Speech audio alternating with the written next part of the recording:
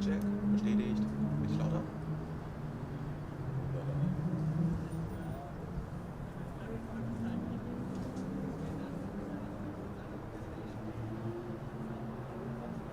Das kann auch ein bisschen kurz sein.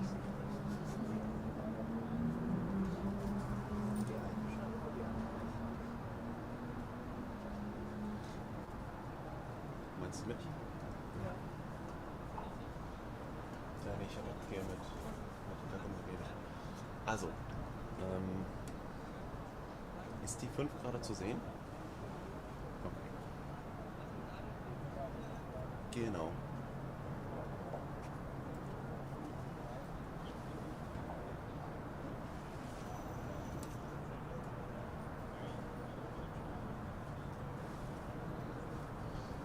Das ist wahrscheinlich ein nicht sonderlich praktischer Zeitpunkt jetzt. Okay, du hast eigentlich hier 3 Regler. Schau mal von der Seite. Du hast einmal hier vorne was, den hier und den hier. Der hier stellt deinen Fokus um. Ich glaube, die ist tatsächlich noch auf Autofokus. Ja, die ist noch auf Autofokus. Das ist einfach, wo du fokussierst. Das heißt, wenn hier zum Beispiel der Hand vorne wäre und du dann an dem Regler rumspielst, kannst du die Handschriftstelle oder halt umgekehrt. Das wirst du hier wahrscheinlich nicht sonderlich häufig verwenden, weil wir relativ weit entfernt sind und wahrscheinlich die Blende komplett zu haben. Das heißt, wir haben keine Immer das mal ein bisschen zusammen? Ja, genau, so ein bisschen Erklärung ist das. Dann haben wir hier das Zoomrad. Das funktioniert relativ selbsterklärend. Man dreht den Zoomrad oder raus. Und hinten die Blende. Die Blende ist basically einfach wie unsere Iris im Auge. Das heißt, die wird größer oder kleiner und dementsprechend.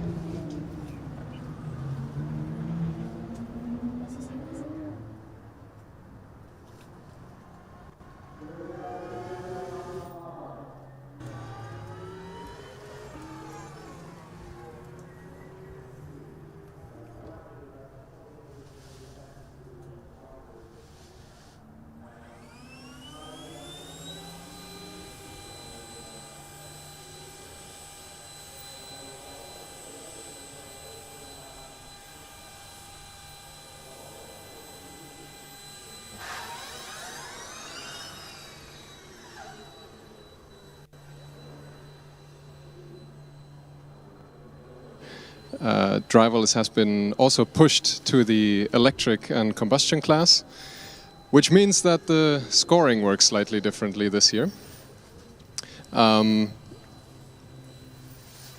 If you are a normal combustion team or a normal electric team, this year you actually score 75 points for the driverless skid pad and only 50 for the, well, manual version.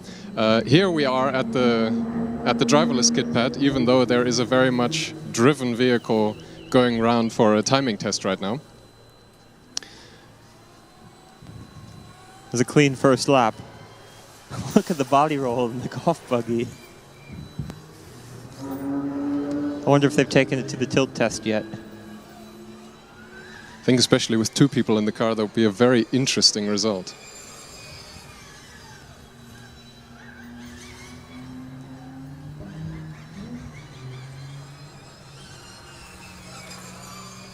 So as you can see, the manual car is currently demonstrating how this event is supposed to work. It's a big figure of 8, and the whole goal is to drive 2 laps to the right and 2 laps to the left. Only the second of those laps will be timed, with the only difference to this demonstration being that the car has to do this themselves or by itself. You can see that we have a number of different colored cones on track. Those are especially in different colors for the driverless cars. We have some orange ones at the start and end of the figure of 8, and yellow and blue in the middle. And you might be able to tell the yellow ones are on the right side and the blue ones are on the left side of the car. In terms of the size of the skid pad track, the track is composed of 2 circles 18.25 meters apart. The inner circles are 15.25 meters in diameter, and the outer circles are 21.25 meters in diameter. There's 16 cones placed around the inside of the inner circle and 13 cones placed around the outside of each outer circle. So, doing some basic maths, we can tell you the driving path is 3 meters wide between the inner and outer circles, along with the entry and exit zones. And I have some more data. The run that we just saw was 11.91 seconds to the right, 10.92 seconds to the left. That's actually a purple time, with an average of 11.42 for the day. In terms of rules specific to the driverless skid pad, each team will have 2 runs in autonomous mode. The starting order is based upon time of arrival, which nobody's arrived yet, so that's why we're going into the detail of these rules. Teams taking their first run will receive priority.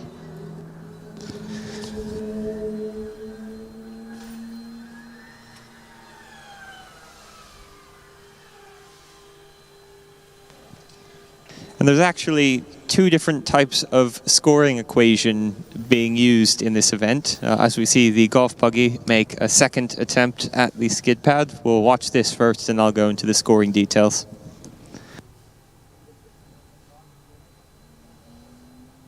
Was a bit of a wobble there on the entry of the timed right-hand side lap. Wonder how the human ballast will influence the lap times in both left and right directions here.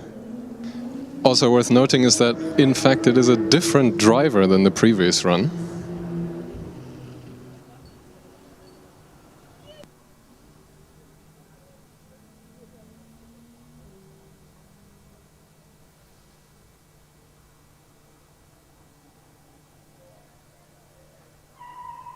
Oh, an emphatic stop in the stop area.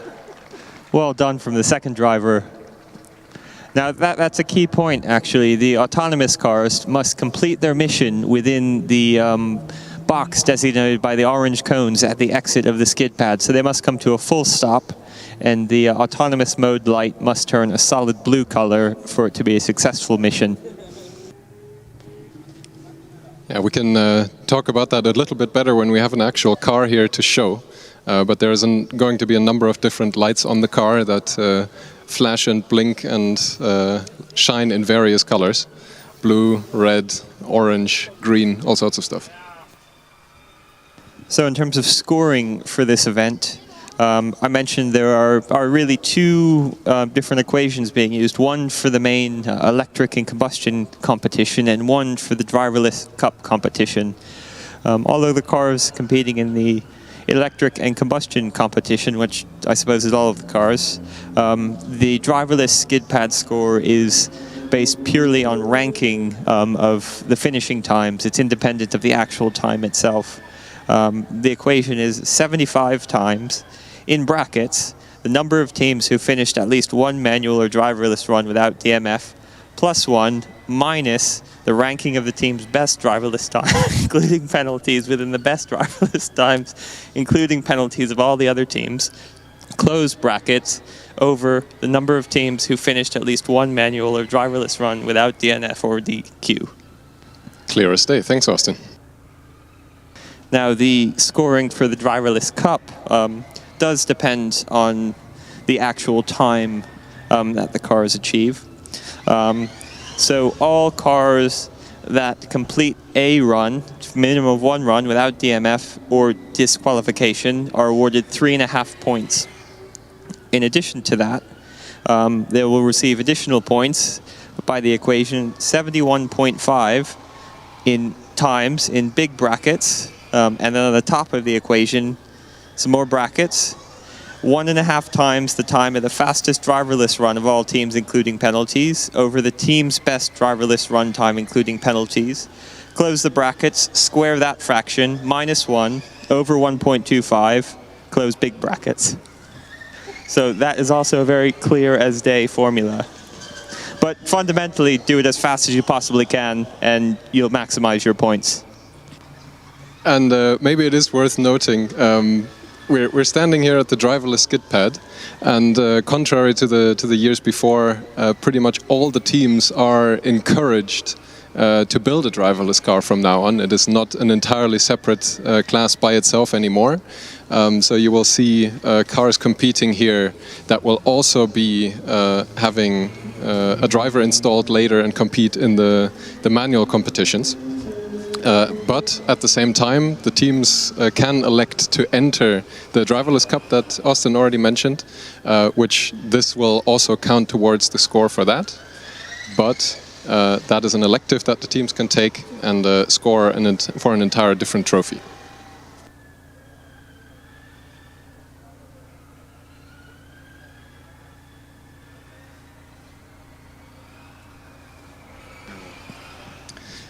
So in general, in terms of teams that we could potentially see here today, there is a total of 92 teams that we could see throughout this weekend.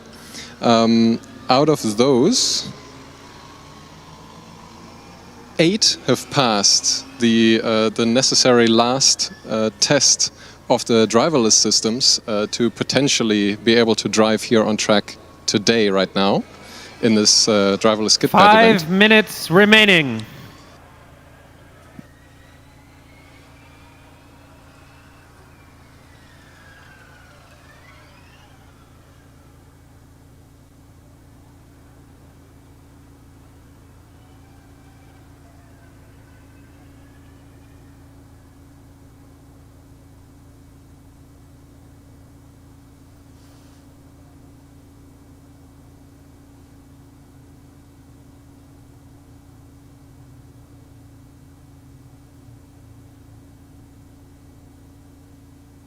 We're just going through the list here of cars that we might be able to see this afternoon.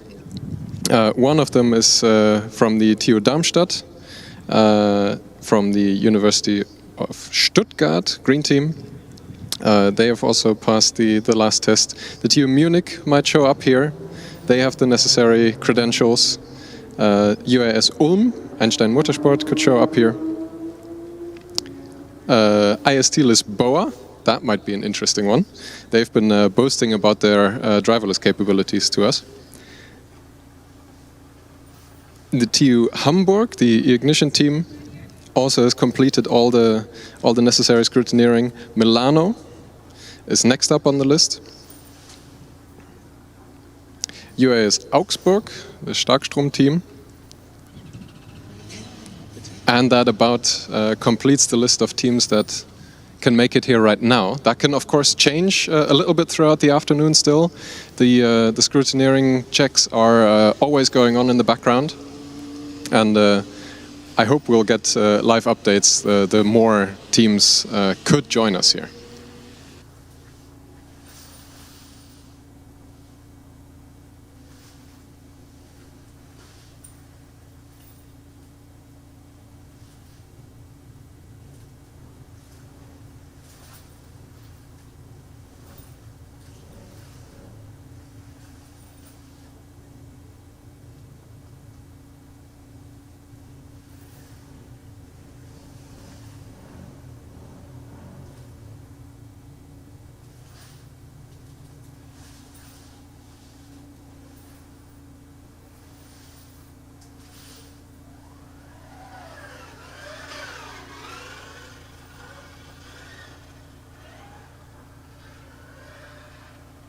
Yeah, just let's talk a little bit about the technology behind the driverless vehicles, Jonas, because we don't understand a lot of it, as we have already been talking in between us about it. And it's actually quite complicated, isn't it? I mean, these cars have different systems that have to work together to be able to navigate through a course.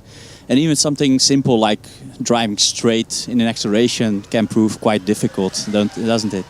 Yeah, last year we were standing together at the driverless acceleration for a number of hours, and yeah, you might think driving in a straight line isn't that hard, but it was quite obvious that it was. There are a number of different sensors that you add onto the car for it to be able to see where it's going. But that data, of course, still needs to be processed, so there's also additional computers inside of the car. You need to be able to actuate the steering wheel that the driver also needs to be able to use, so that's an additional complexity. And you need safety systems that are additional and need to work alongside the driver sitting in the car and operating those same pedals later on. Yeah, and it's what's most very impressive about these teams is that they develop themselves, right? So we have all these fancy systems like radar and LiDAR and cameras, stereoscopic cameras, and all these kind of fancy equipment, but you still need to make the software and program it and develop algorithms that can actually think for themselves almost and can learn a track, right? And to be honest, I'm always very impressed if I hear these guys talk about their development of the software and the algorithms, because it's very, very difficult. And let's not forget, it's also still a very new technology. I mean, there are some car manufacturers like Tesla and some other companies that, of course, have developed this, but developing something with a group of students of 20, 30, 40 people, it's still a very, very good achievement. It's definitely achievement if you also consider the yearly cycle of Formula students. This is happening anew every year. Of course, some of the information carries forward from previous years, but in general, you always have new people joining the team every year. And of course, all of that complexity also goes on top of the complexity of a, in massive air quotes, normal Formula student car, whether it's electric or combustion. Those systems also still need to be developed again and tested again and getting the whole thing to work again, and then you need to do driverless on top of that. So this is definitely a sharp increase in complexity of these cars. Yeah, especially if you consider that a lot of team members just leave the team after 1 or 2 years. So addition to the technological challenge, you have the HR challenge, or the human resources challenge. Every time you get a new team member, he or she needs to learn about the new technology and see whether some improvements can be made. And I think we have one of our first cars coming up to the line, but I think we have some time to kill before they actually get set up.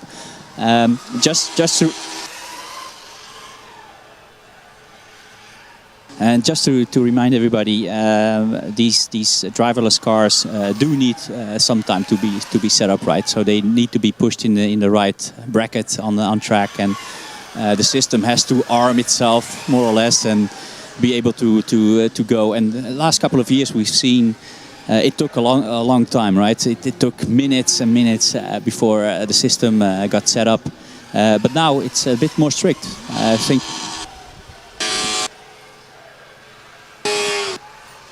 Yeah, of course, you can, I hope you can see, there is a driver currently in the driverless car.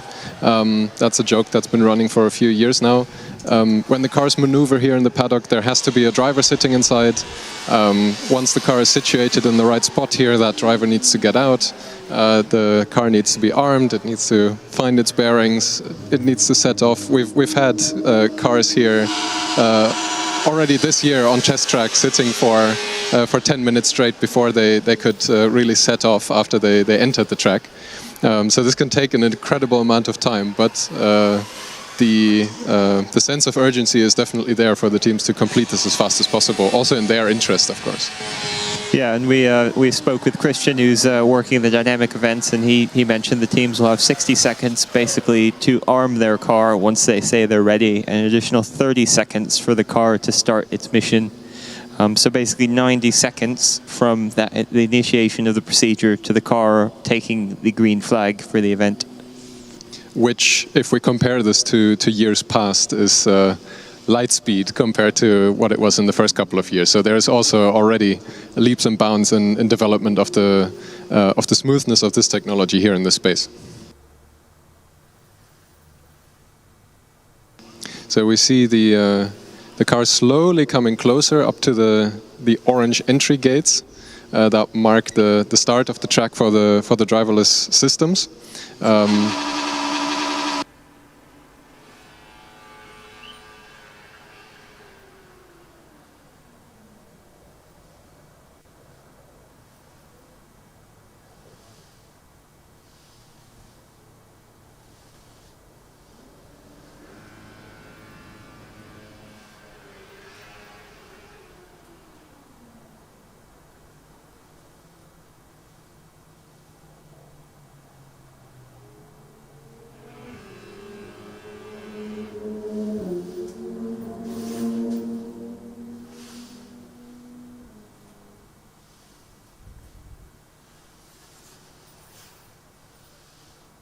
So, Austin, tell us what you see up close and personal. So we've got car number 78 from the TU Hamburg. Team are just lining the car up. Driver is still in the car. Slowly pushing it forward. You can see the car has two sensors placed strategically on the main plane of the front wing.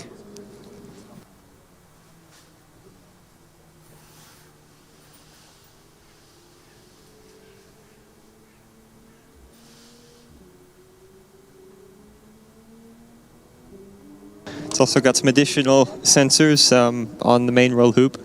Like we were saying before, I'm not intimately familiar with what they all are.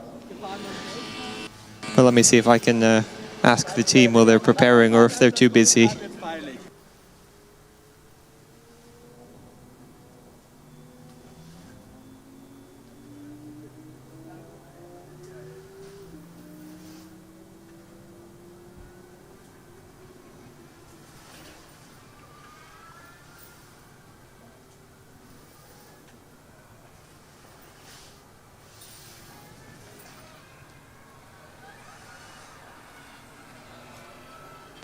So you can almost talk of a busy driverless skid pad already.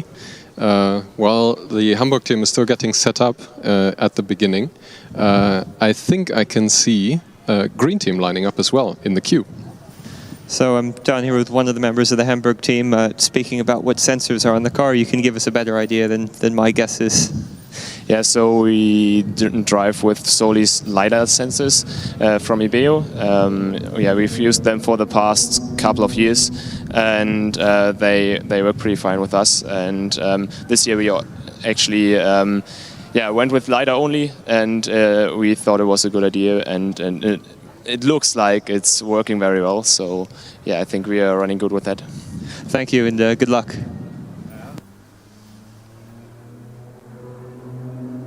So it's also very interesting to see that some teams opt to use LiDAR only and are apparently very happy with the performance of that system.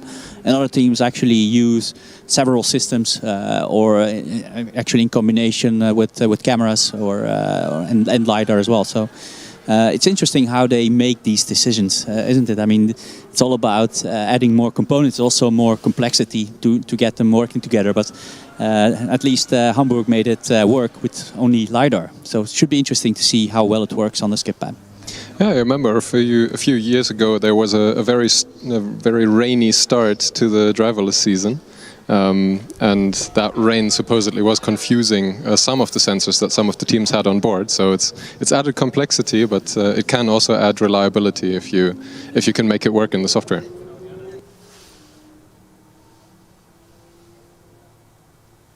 So we see on the track one of the marshals is actually bringing the big orange cones, and we were actually just talking about these cones at the beginning of skid pad in between us, because we thought, okay, these small cones that are there, they are orange, but they are smaller than the rules state. And I think Austin looked up the rules with respect to these cones, and I think now the marshals have brought the right size, and as with all things, of course, cone size matters.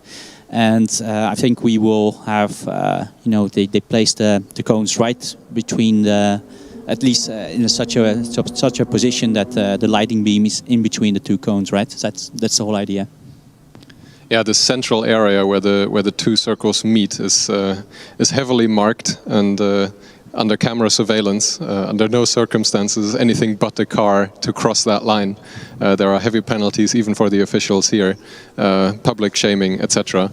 If you ever do walk through that circle. So this also goes out to the teams. Unless you want a very angry timekeeping engineer to come running out of this car right next to us screaming at you, do not cross the timing line. I mean, on the other hand, that is basically the only way to get them out of their van.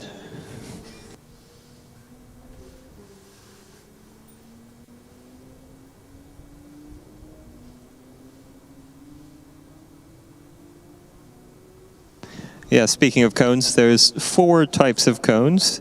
The left borders of the track are marked with small blue cones. The right borders of the track are marked with small yellow cones. The exit and entry lanes are marked with small orange cones. And the start, finish, and timekeeping line is marked with big orange cones. All the cones are actually manufactured by WMAS.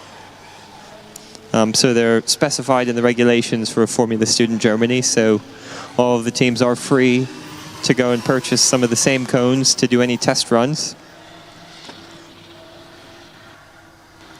Wow, the big orange cones actually 1.05 kilograms. Small cones only weigh 450 grams. But those 450 grams can hurt you pretty bad if you get that stuck in the wrong spot on the car. And especially the driverless cars are known to collect quite a number of them if it doesn't go quite according to plan. I think last year in the track drive we've had a car almost collect the entire set of blue cones that was spread out on track.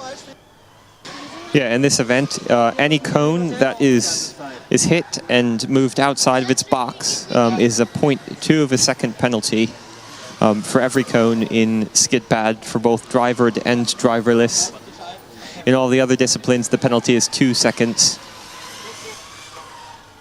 Now that the team members and the officials have moved to us up here on the little stand, we can also see the little orange box that one of the team members is carrying. That's the key remote control for the car to actually enable the autonomous mode.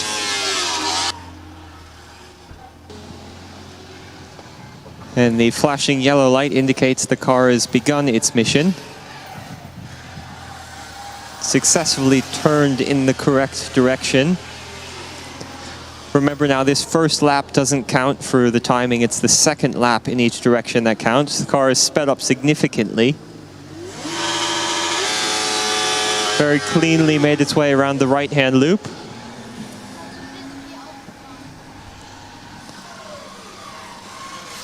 Now that it has started the left-hand timed loop, though, it has stopped, and the solid blue light on the car indicates that it thinks it has completed its mission. So we're short a lap. The critical timed left-hand lap is missing.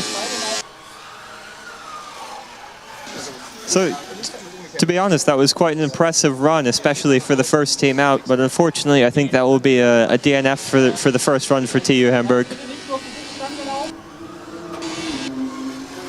There's a very loud combustion car behind us, car 318 from Aalborg. Car number 78.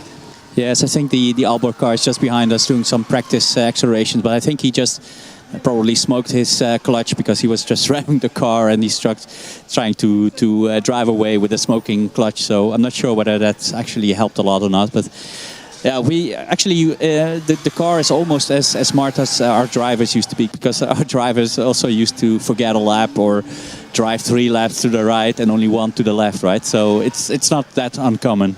No, it's absolutely not uncommon to see little bungles like this. Maybe not stopping in the middle of the track, but we've seen all sorts of things here at the skid pad. 3 laps to the right, only 1 lap to the left, or 3 laps to the right and 3 laps to the left. All sorts of combinations. But it is worth noting that only a 2 laps to the right, 2 laps to the left run will count as a completed run here, also for the driverless cars. Yeah, I can remember one occasion as well where the driver did the laps to the right and then made a left-hand turn and continued going the wrong way around the left-hand laps, which also resulted in a DNF, but was quite entertaining for us.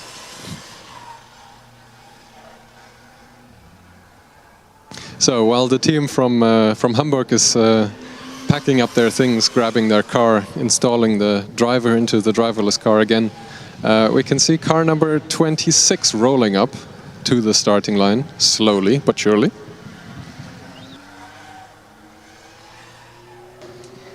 And rush hour continues here at the driverless skid pad, because there's another car entering the queue right now. I can't quite make out the name, but it is car number 110.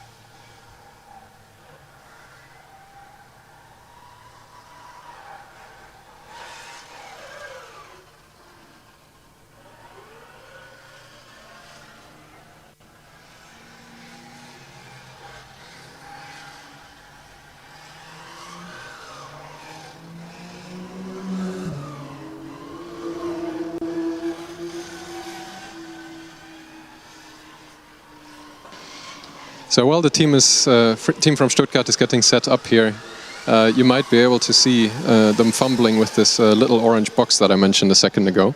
That's a key part of the safety systems that we talked about. Of course, having these student-built cars here out on track is special enough, but then adding this extra complexity of the driverless component makes it ever much more scary.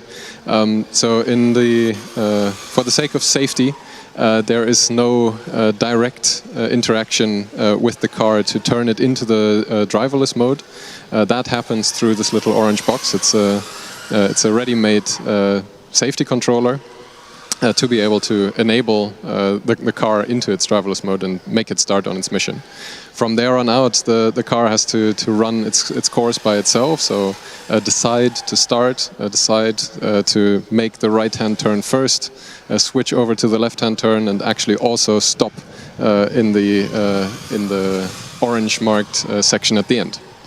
Yeah, and just to be very, very clear, it's not a remote control. The little orange box is not a remote control. So people at home having PlayStation or Xbox, whatever, and doing all these sims with the remote controller, it's not the same thing. They actually has only 2 buttons. One, get the car ready in the program mode, and the other one is the emergency stop. There's no other interaction between the red box, the orange box, and the car. And I think we have Austin. Maybe you took a look at the car and can tell us a little bit more about what you saw.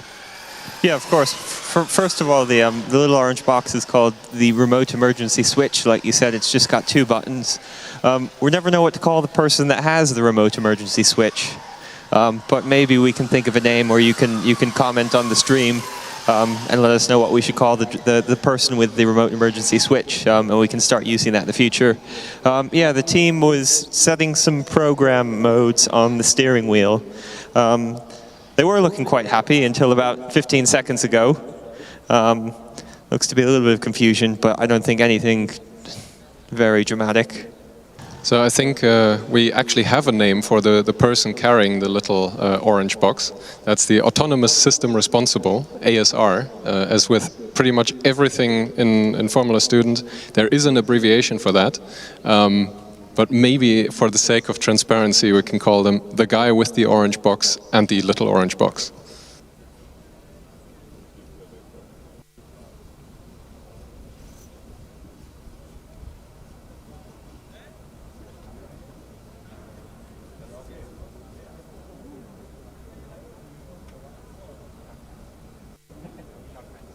Oh, and it's actually looking like Green Team is folding here. The driverless driver getting back into the driverless car.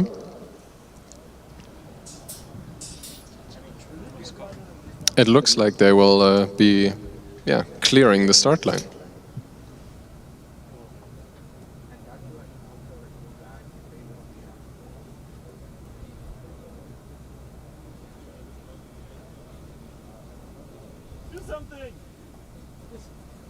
So yeah, just to clarify, since the autonomous mode was never engaged, that doesn't classify as an attempt or a DNF.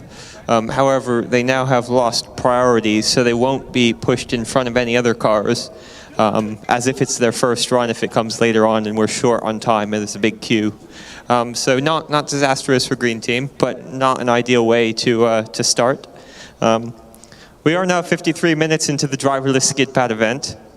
We've had 2 completed runs by a golf cart, 1 attempted run by Augsburg, made it 3/4 of the way around, and one aborted attempt from Green Team. Let's see who comes out next.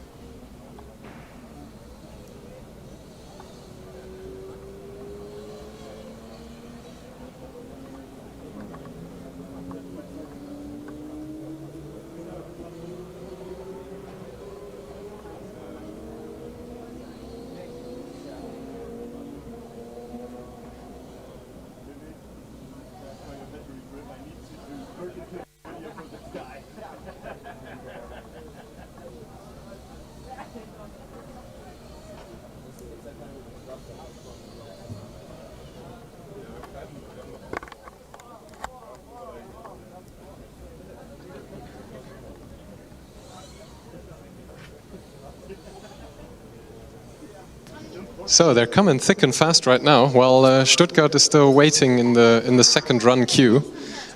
Munich is pushing their car through the first run queue, and hopefully will make their way to the start line here soon.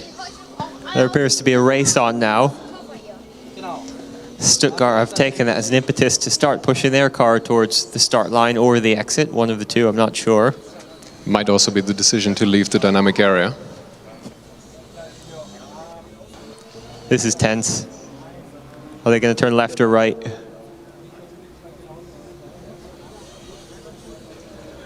I think they're pushing it out of the dynamic area, actually.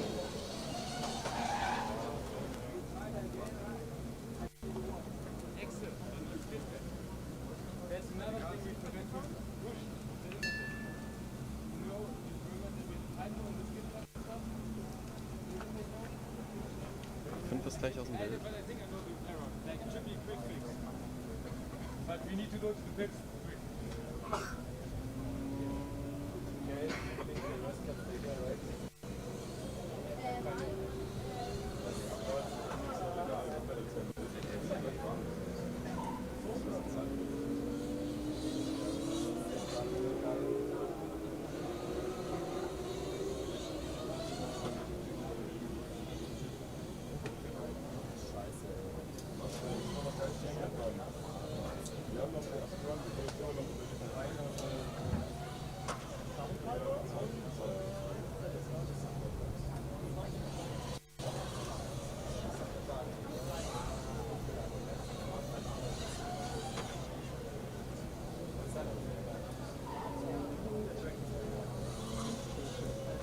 If anybody does have any questions for us, or even if they're hypothetical questions, please message us on the FSG live stream on YouTube. We're trying to monitor that as the event goes on. So any questions, please let us know, and we'll try our best to humor you with an answer.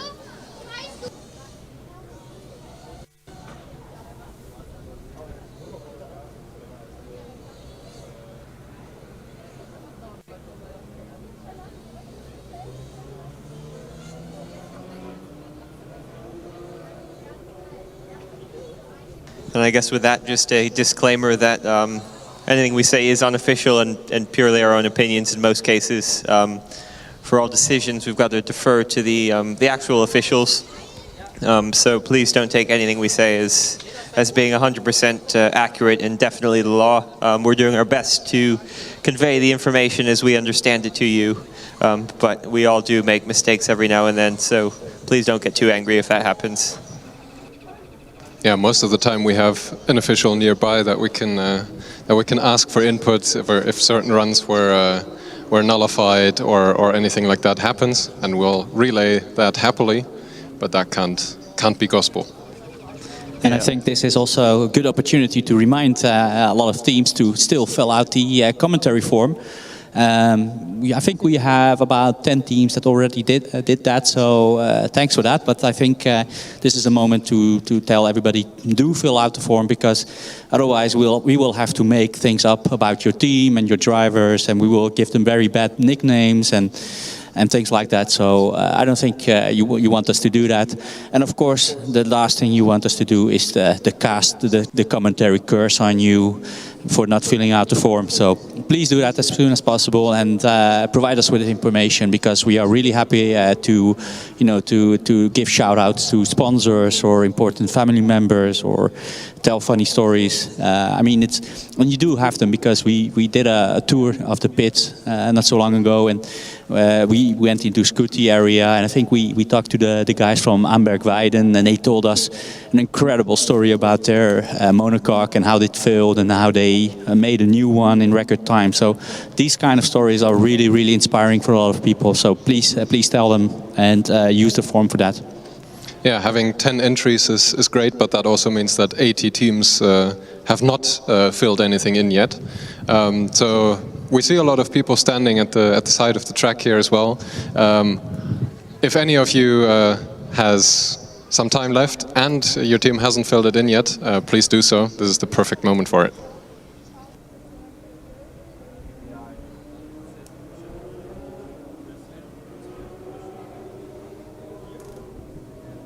And trust me, you do not want Mickey making anything up about your team. Our memory is spotty at best. Yes, and of course I will try to combine it with bad word jokes as well, so I will probably make it even worse than you can imagine.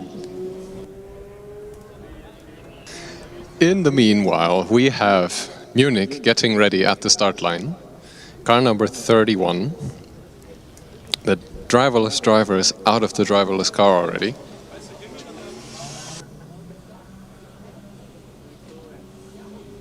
Little green light that you see at the top of the car right now means that the low voltage system, the little computer inside of the car is on, but it doesn't mean anything about or doesn't say. It says that the car is safe. It won't move suddenly. It will stay there happily, and only once the light that's currently green switches to a blinking red does that mean that the high voltage system, the system that actually powers the motors of the car, is active. And then there is a second set of lights that will tell us about the autonomous system. Those are the orange or blue lights that we saw on the Hamburg car already. So we hope to see the orange flashing light of the active autonomous system here very soon from Munich as they are getting set up. Yeah, it's just about the green light.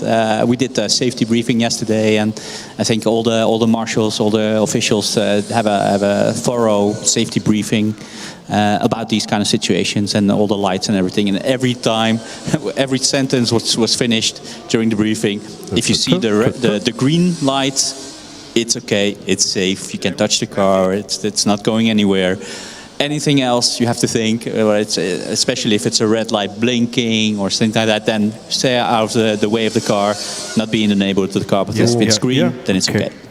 I think another sentence that I really liked in the safety briefing was the notion that any of the electric cars that you see out here on track that have made it through scrutineering is effectively as safe as a combustion car. So in terms of the danger that is inherently associated with these cars, there isn't really that big of a difference between electric and combustion. It's just how you need to be careful being around these cars. Yeah, definitely. And let's not forget, electric cars are silent as well. Well, at least most of them are a little bit more silent than the combustion cars. But also, let's not forget, they can reverse just as fast as going forward, right? So you don't expect that with a combustion car, because all these combustion cars, well, 99% of them don't have a reverse gear. But these electric cars, they can reverse out of the blue. It doesn't happen a lot, fortunately, but it can happen. So what the main thing you learn is not to stand behind or in front of any moving car or any car that is on. And that's actually, well, the biggest difference between the electric cars and the combustion cars. Yeah, of course, by the rules, the cars are never meant to be driving backwards. That is explicitly forbidden exactly for these safety reasons, but all it takes in the electric cars is one little number to be 1 instead of 0 or the other way around, and all of a sudden the car might jump at you backwards. Yeah, and actually we've seen some footage on YouTube of teams that actually had a program button that if they push it, then the car would start spinning in its spot, so around its axis, and that's actually very cool. I think one of the teams that did that is also Delft, and it looked very cool. And I think the driver got seasick because it was spinning so fast. Just on its spot, it didn't move anywhere. It's just spun around its own axis, not going anywhere, and that looked really scary, to be honest. So since there is relatively little action on track from the driverless cars, why don't we talk a little bit more about seasickness and driving in circles as a driver? I've never driven a skid pad myself, but what does it feel like to sit in a car and keep driving in circles all day? Well, if you do that a lot, like during practice or during testing, then actually you could get a little bit of seasickness. And actually we had drivers that didn't take it too well. But in the end, it's not really like a motion that would cause a lot of seasickness. The funny thing is, though, counting the laps, it's actually quite tricky. because you're so focused on the track, and you also have to count. And it sounds stupid and strange, but counting two times right and 2 times left is not evident. It's like you have to really. When I did the practice runs on skid pad back in the good old days, I used to tell myself, okay, this is lap 1, this is lap 1, this is lap 1, this is lap 2, and then so on, because otherwise I would just lose count. Yeah, you're really focusing probably where your front tire is closest to the inner line of the cones, and then all you look at is the cones whizzing by, and you don't necessarily automatically keep the number in your head. Yeah, because 100% of your concentration goes into keeping the car on the balance of just not breaking out and still being close to the cones and not hitting them. So that's actually quite a good skid pad driver has some serious skill. Well, let's hope that the Munich car also has some serious skill. We see the T-cell flashing red and the orange indicator, a solid orange. That means that the car is ready to have the button pushed on the little orange box by the guy with the orange box. As the team comes over, just want to say Mickey told us he didn't actually know how to count until he was forced to do the skid pad by his team about 15 years ago.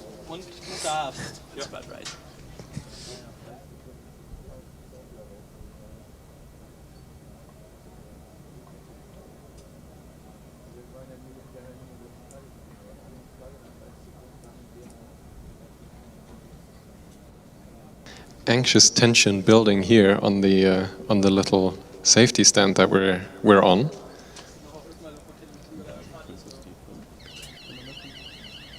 Sound is a good sign, and orange flashing is an even better sign, especially since the car is moving along with it.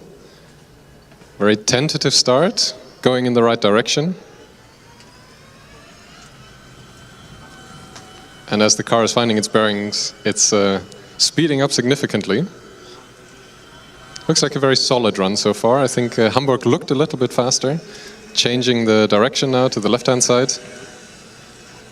And again, only this lap is timed in this direction. Crossing the timing beam and stopping almost in the right place. And the light turns solid blue. That's a valid first run that we've seen here today. The team seems a little bit surprised that happened. Let me see if I can have a word. Big screams from the team on the side of the track and the guys that were here on track with us. Yeah, I think Austin will have to run to catch up with them, but he's running, and that's actually quite funny. But yeah, they were sort of surprised, at least. The screams and the happiness was quite unexpected. That was really impressive. Were you expecting that to work properly the first go? Of course we were. Oh, we'll take their word for it, but they did seem quite surprised when it stopped. That's confidence right there. I hope that they have more confidence in the acceleration, where the cars, of course, are moving a little bit faster in the driverless mode. That will be happening tomorrow morning, if I'm not mistaken.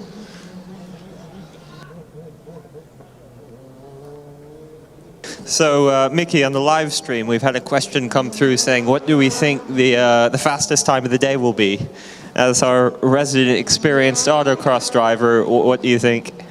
Yeah, so this is the skid pad, so I'm speculating just a little bit here, but usually the times with the driver are around 5 seconds. The fastest ones are below the 5 seconds.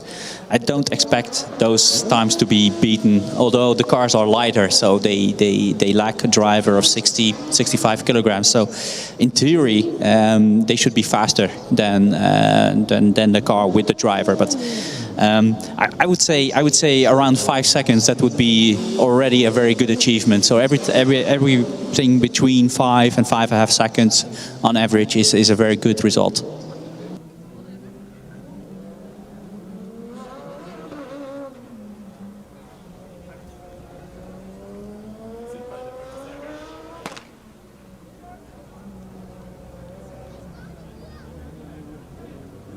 So yeah, so the Munich car actually did a 6.65 average So actually, that more or less confirms what I'm thinking. The Hamburg car did look a little bit faster. So I would say that their average time, had they finished, of course, the second lap to the left as well, would have been around 6 seconds or maybe even 5.5. But like I said, everything between 5 and 5.5 seconds is very good.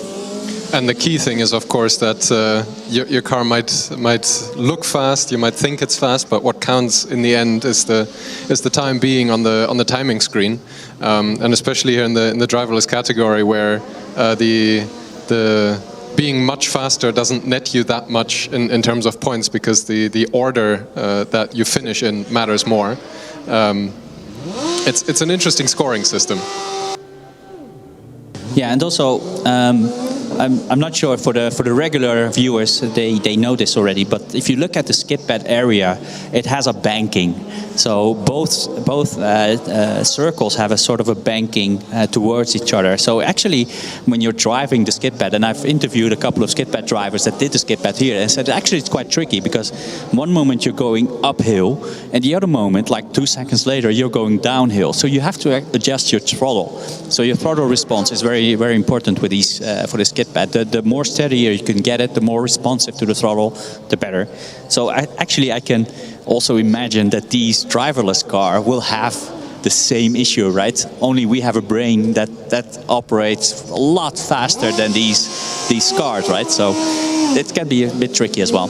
Yeah, I think if you've ever seen a manual driver do a skid pad, you see them feathering the steering wheel, feathering the throttle, and trying to do all sorts of tricks, accelerating out of the first turn or the timed turn into the next one, since the next turn isn't timed.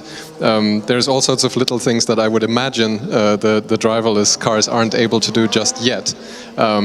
As the teams gain more experience with this, we might see something like that.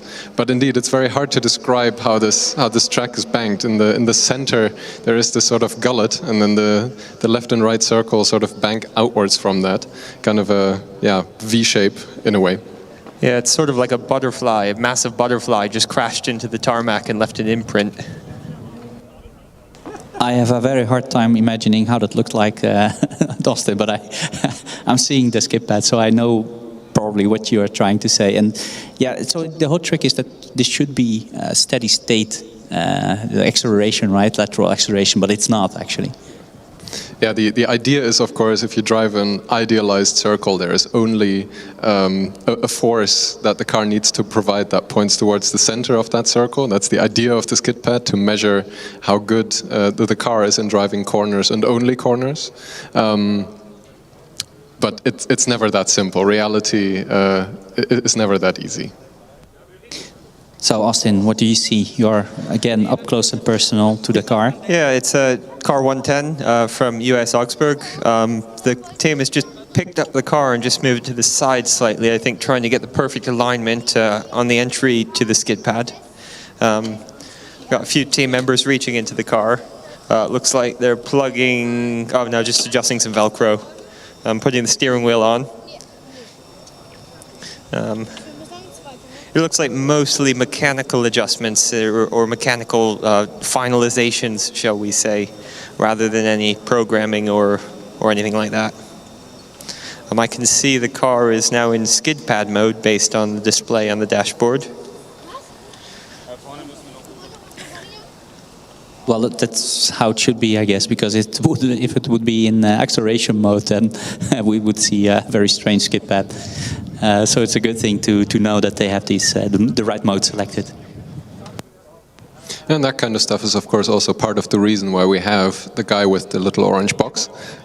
If anything does go wrong, there is a big red button on the orange box that you can hit to immediately stop the car. The car will then, in most cars, I guess it's pneumatic, apply the mechanical brakes of the car, disengage the autonomous mode, and just stop on track right where it is. Team are now just, amusingly enough, fastening the belts in the car. I suppose mostly so they don't flail around if anything unexpected happens. Belts now secured. Everyone but the safety responsible walking away from the car with myself. I was briefly imagining something ethereal happening inside the car, that you need to fasten the seatbelt about the driving ghost or something.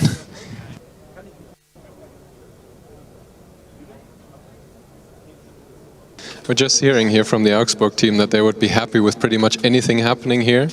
So we're not seeing a great deal of confidence so far from the teams here. I hope that we get to see a completed run here in a second. T-cell flashing red, that's a good first sign. And the people making it off the track behind the safety barrier here. And yeah, the solid yellow/orange light illuminating on the roll hoop as well, indicating that the car is ready to start its mission once it is instructed to do so.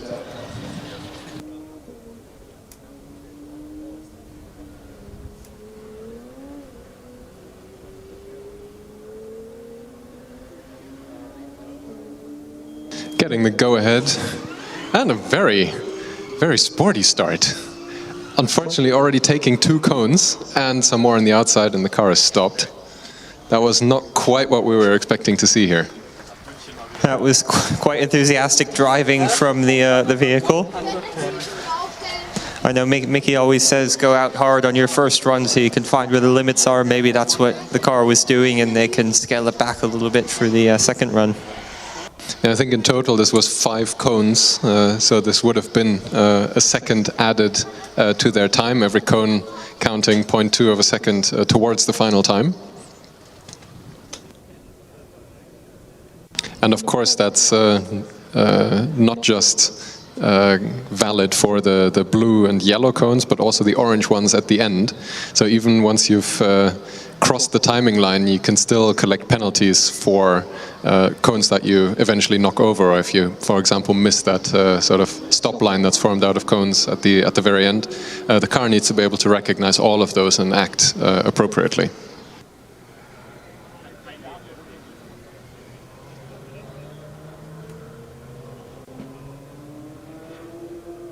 So yeah, I think what happened just now is the moment that the car started to spin out, the safety officer, the ASR, just pressed the button, and everything worked well because the car immediately stopped. So unfortunately, they didn't complete the skip pad, but they will get 2 more runs or 3 more runs even. Or how many runs? Actually, we will have to ask how many runs they get, but they will get a rerun for sure. So yeah, I've been informed that it's actually 2 runs.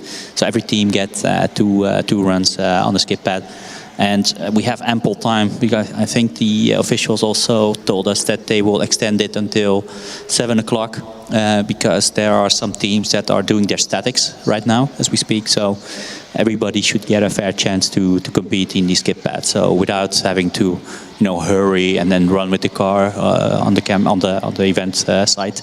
So I think we will go on until 7 o'clock this evening. Yeah, for anyone that's new to Formula Student, what you see on screen here, the on-track action is only a fraction of what's going on at the event site here. There is scrutineering, so the process of checking the car that it's safe and ready to drive here on track. There are the static events that Mickey just mentioned, where the teams are asked to present their cars in a static fashion, as in the car isn't driving, but you're presenting aspects of the design, of the cost and budgeting, and also of a business case for the car.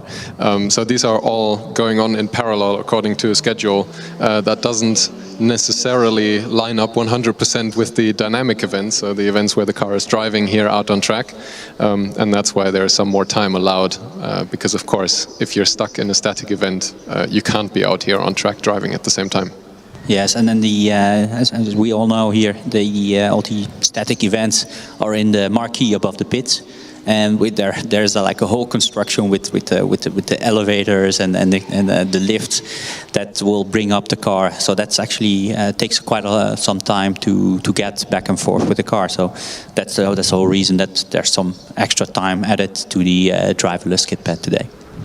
Yeah, part of the difficulty of getting around here on the event side with a car is the fact that a driver has to sit inside, so there always has to be someone around to steer the car that's ready in driver clothes. Then there is the huge amount of people that is here, and just the distance that you need to do. There are certain entrances and exits to the dynamic area, the elevator that you mentioned up to the static events. This can all take a huge amount of time, even though you can clearly see the white of the eyes of the people that are at the elevator right from where we stand. But it can be a 15-minute walk with a car from the elevator out here to the track. So those are all things that the teams need to contend with. Yeah, you mentioned a minute ago, Jonas, about what people were seeing on the screen, and I think unfortunately for most people what they're seeing right now is us, because every time there are any cars on the track or in the queue, the camera zooms in on us. So hello everyone on the live stream. There was one question on the live stream saying, did we envisage in the near future seeing any autonomous wheel-to-wheel racing? Not necessarily just at Formula Student, but in general. What do you guys think? Well, I think in Formula Student there will ever be wheel-to-wheel racing. I don't think that's a good idea. That's not the spirit of the competition. The point is to show off the technical aspects of the car, not the driving prowess of the meat sack inside. But in general, we've seen electric drivetrains move into their own formula class. So I think it's perfectly reasonable to also expect that you would have wheel-to-wheel driverless racing. And of course, that's another really interesting aspect that sort of gets it closer to what you would see on the road. Other cars messing up your sensory data, etc. I think that could be really exciting, actually.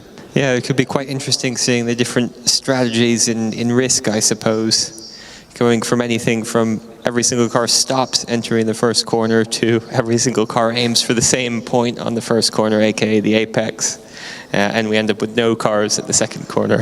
Yeah, you can sort of imagine the carnage that, for example, ensues when Valtteri Bottas crashes everyone out in the first corner in Hungary. And those are people sitting inside. Imagine happening something similar with cars that are steered by computers.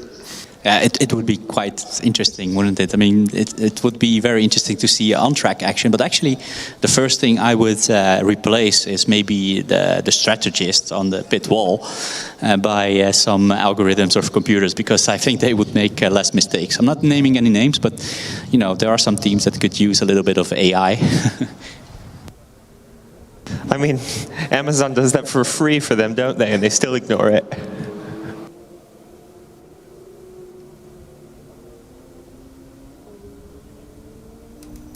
Yeah, the Amazon Web Services does all of the analytics for the coverage of most Formula One races, and sort of says when the optimum time to pit would be, or when somebody's going to pass someone else, and what tires they should put on.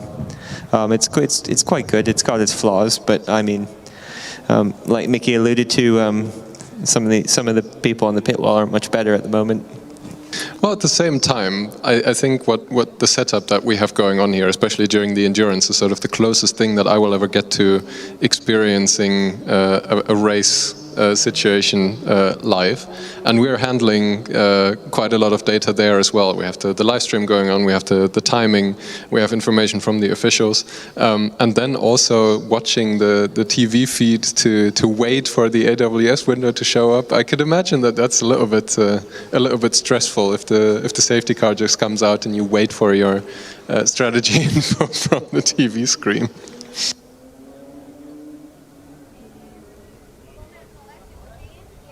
Yeah, and of course, it's all fun and games with the algorithms and software and the decision-making software, obviously. But it's very difficult to replace the driver feeling, right? I mean, the driver feels the car and feels the tires and feels how he's going around and whether he's comfortable or not. And that's something that's very, very difficult to replace with algorithms. And so, it'd be interesting to see like a fully automated AI-driven car, and also the strategy being made by AI or software, versus a completely manual car and with the driver and a good strategy team behind it.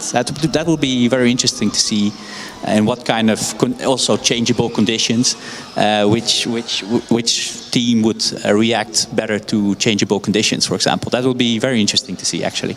Yeah, and this also, of course, applies to Formula Student just the same. We talked earlier today about the changeable conditions of the endurance track and the autocross track that we'll see here in a couple of days on Saturday and Sunday. This is also something that the teams, if they want to extract the top performance of the car, need to contend with. We've seen rain here already today. This morning we were very certain that it was going to be a wet skid pad for the driverless people here out today. Now it's beautiful sunshine. That hugely affects the performance of the car, especially on the longer endurance and autocross track. How many teams have driven before, etc., etc. There are so many variables that you could put into an algorithm like that and then have it spit out complete garbage at the other end. So. I mean, I'm just interested to know how long it will take the AI to develop the ability to make excuses for itself. Yeah, or even better, make bad word jokes. That would be like be the pinnacle of AI, right? So if you have AI with a sense of humor, that would be something I would like to witness. But yeah, but we've seen like a couple of years ago, last year, for example, we've seen Formula One races when the conditions changed. There was a heavy rain, for example, in Russia, and the driver made an error, calling it, calling the pit stop too late and coming in too late. So that's something that when things change, when conditions change, that's the moment that the difference between software and people come into play. We've got one other question on the live stream, and I think it's one Mickey can answer first. What experience do we all have with Formula Student? I think for Mickey, it's what experience doesn't he have? Yeah, that's a great question, actually. I think combined here we have quite some experience. Well, for me, I've been in a team for quite some years. I think like 7 or 8 years. I'm definitely not a record holder for the moment. We all know who that is, actually. So I've been driving the car for a couple of years, and after that I've also been volunteering here in Formula Student Germany. So actually this is my first competition in Germany. It was 2006. So this is my 15th or 16th competition here, 15th, because we missed one, obviously. So yeah, I've been coming here for a long time already. So been involved with the Formula Student competition for a long time. It's actually very nice to see how the whole competition developed in the years, and you could see some years were better than other years, but in general the whole standard of the competition is just going up and up, and that's very impressive to see. Yeah, I've been not nearly as involved as much as you have, of course. I'm a little bit younger in the whole commentary thing here as well. Just a little younger. Just a little younger. I've been with Formula Student in general since 2016. Been here at FSG twice as a competitor, as it says on your little name tag, and then last year was my first year commentating here, and this is the second time. I'm really glad to see the general standard improve over the years. It's incredible to see every year, but also this year again we finally have more team members. We finally have more visitors, especially on the weekends. We will hopefully have the grandstands full. So that sort of development is part of the reason of why we stick around for so long, spend this time in the summer to come out here to prepare and to talk for days on end into a microphone. So this is maybe something important to point out. There are hundreds of people I think this time is over 250 people helping organize this competition. They're all volunteers. They all do this by the goodness of their heart, and because they understand and feel the importance of this competition for everyone involved. So a big shout out to all the volunteers from FSG. Thank you very much for putting on this amazing event, and I think all the students here on the event site will join in saying a big thank you.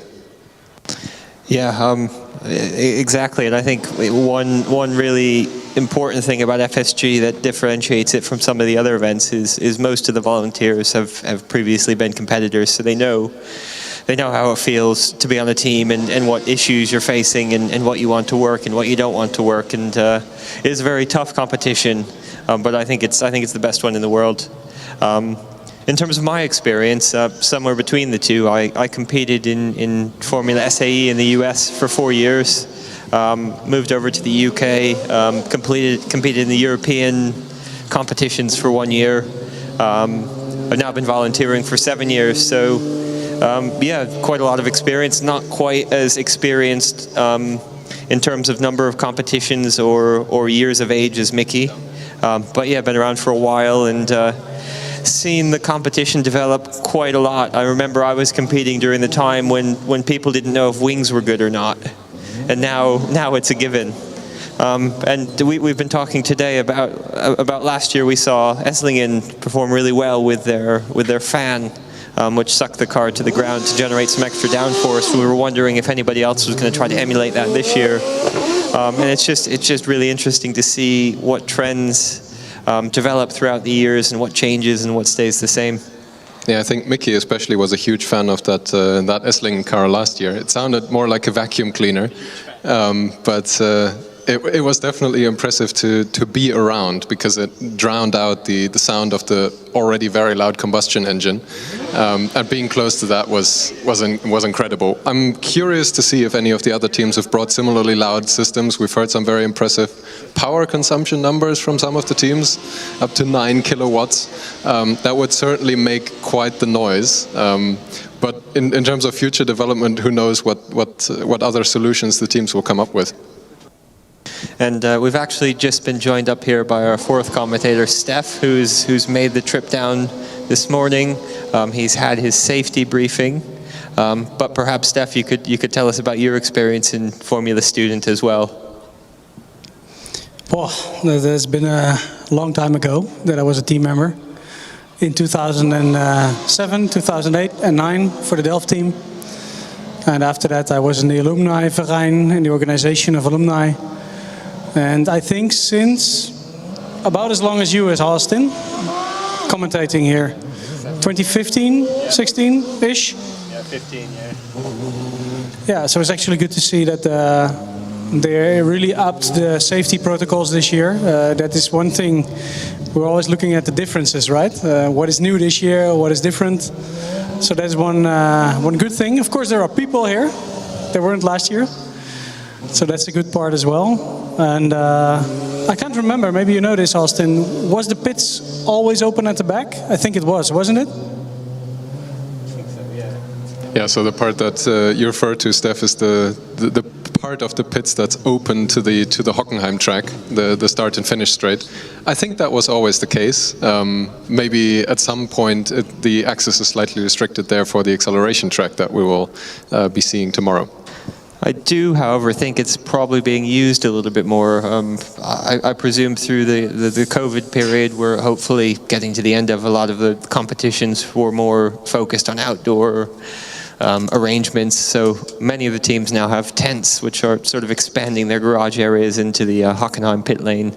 I guess they get themselves some free space and use the tents while they've got them until they get a strong gust of wind and collapse or something like that. You may as well make use. Yeah, if one of those collapses, that will be very intense. Yeah, I think also the having the pits open on both sides is also a fire safety issue as well, right? Because we've seen all these pits They're quite full with stuff. A lot of teams have their almost a mobile workshop in the pit. And so there's a lot of stuff going on. So you need to have like an emergency exit both ways. If something happens with a battery, an accumulator, pack, or whatever, then you need to be able to get out of there as fast as possible. So that would also explain why the pits are open on both sides.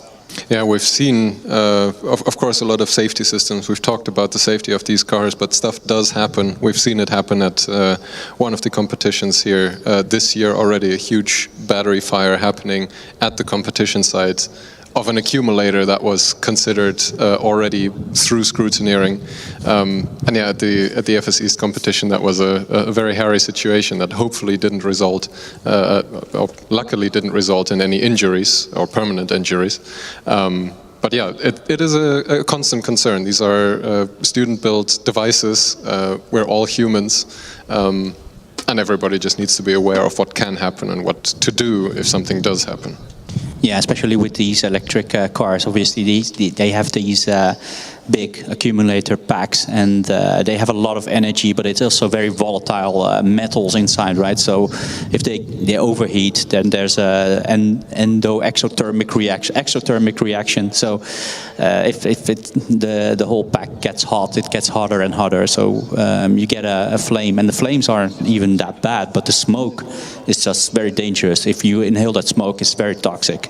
So the first thing also in the safety briefing is, if you see a battery pack burning, run away from it. You know, especially if it's outside the car. I think the teams are, you know, they are instructed to keep the battery outside the car whenever they're on the pits on a separate track. And you know, that's also all to do with safety. At the same time, the combustion cars are driving around with a huge box full of flammable liquid that can spill. So like we already alluded to, there is just a difference in approach to what parts are dangerous in which ways between the two.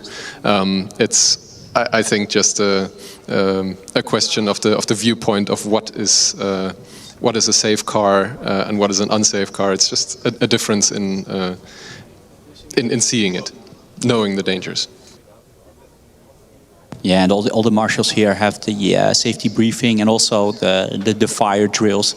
They are instructed usually to, if they say, let's say there's a car burning on track, first thing you do is make sure that the driver is safe. That's the most important part.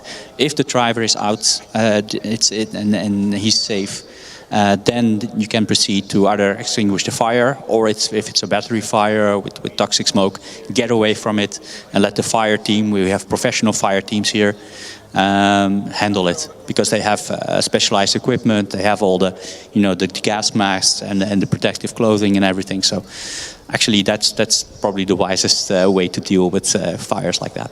Yeah, unfortunately, most of the time, as soon as the driver is outside of the car, the safest thing to do is just to wait until it fizzles out. That's, of course, a heartbreaking moment every time something like that happens. My heart sinks a little bit. It's over a year of work of people that goes literally up in flames. But the most important part, like we mentioned, is that no people get harmed in the process. That's always the number one priority.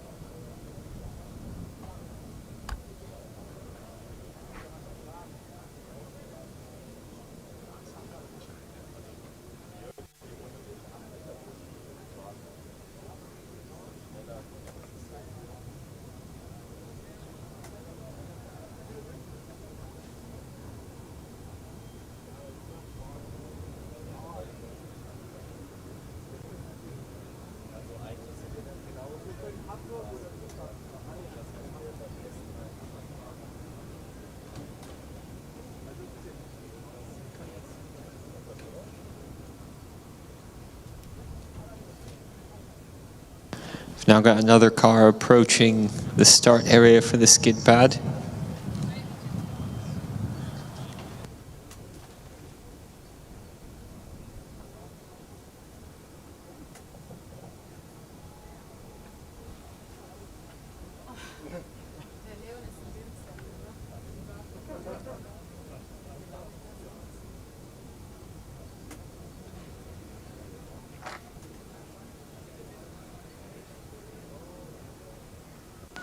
We've got another question in the meantime on the live stream of why the kit team from Karlsruhe isn't here. I extend that question back into the chat. We've also been looking frantically all over the pits and in the FSG magazine documentation about the teams that are present here, and also couldn't find them. If anybody knows what happened there, please let us know. We're wondering that ourselves. It's one of the German teams with a long history that we would expect to show up to this competition, but so far we haven't heard any reason of why they are not present here.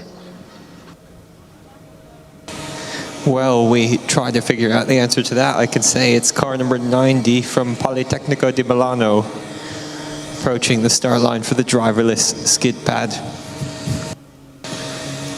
I can hear cooling fans hard at work already.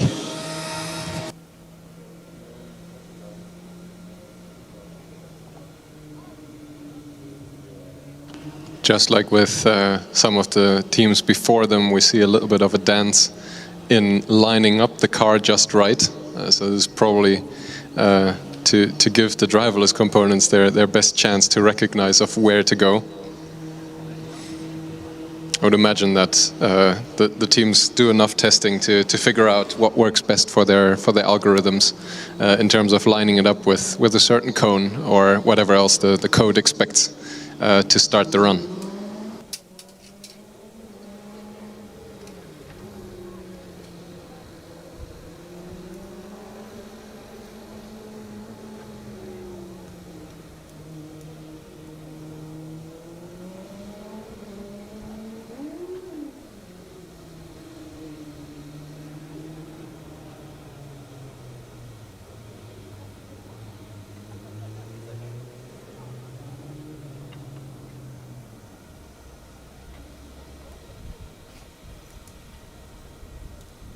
So another hint that there's other events going on right now is the fact that the team members from Milano look like they're actually wearing white shirts. This is something that you would typically see at the static events, dressing up nice and making everything as presentable as possible. So I would guess that they actually finished that up and came over here as quickly as possible to still be able to do a run, to take advantage of the extended run time of this event. Must be quite a stressful situation, though. The statics are an exhausting bit of presenting to do, and then also taking care of the driverless car here out on track. Quite the challenge. Yeah, hopefully the team can get the car programmed so this doesn't become a static event for them also.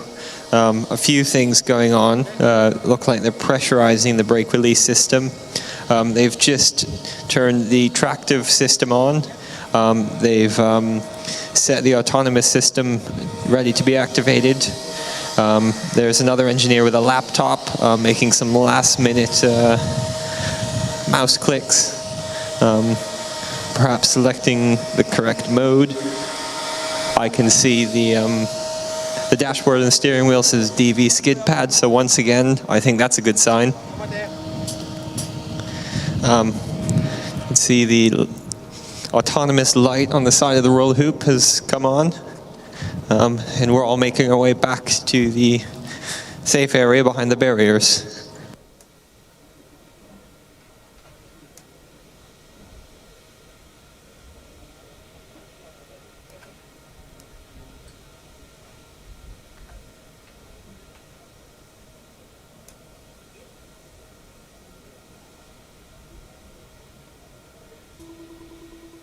Team being given the go-ahead. We see orange flashing, that's a good thing. Off into the first turn, right-hand side.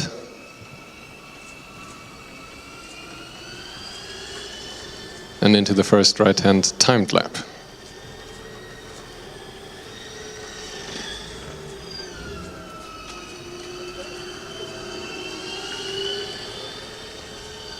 Super clean run so far, no cones whatsoever, also moving at a very fast pace. We'll have to see the timing screens to confirm whether this was any faster than Munich, but so far the blue light is indicating good things for the team. Successful run.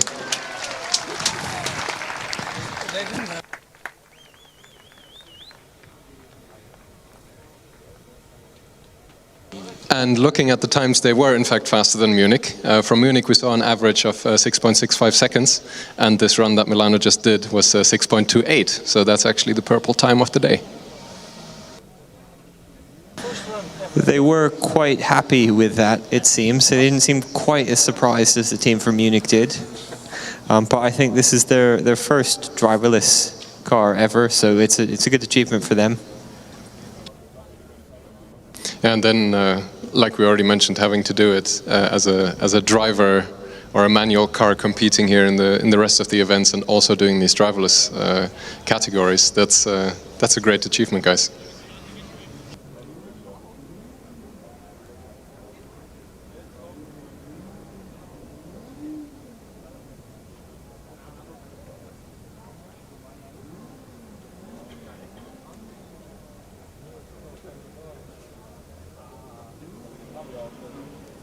Meanwhile, we have more on-track action. The team from Stuttgart is returning, car number 26, rolling up to the second run queue.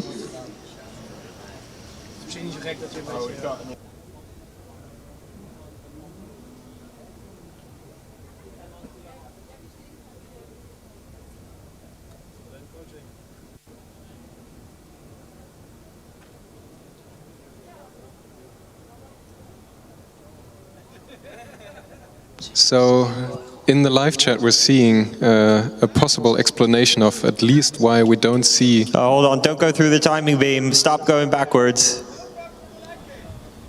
Go forwards. See, it's the people causing all the problems, not the car. Sorry to interrupt, but it's critical not to go through the timing beacon.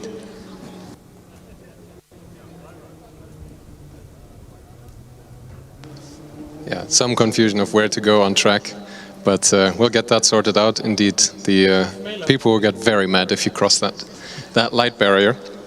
But we were talking about a possible explanation of why we at least don't see a driverless car from KIT here this year. The rules have adapted in such a way that in the same spirit as combining the manual and driverless events with the same car means that as per the rules that you have to build a new chassis every year. You cannot reuse an old car as a driverless car anymore, and that apparently is the reason that KIT can't compete here. They have been reusing an old chassis for their driverless car and are therefore not allowed to enter the FSG competition. But I believe some other European competitions do still allow using old manual cars as fully driverless cars, so I'm sure they have competed elsewhere this year already.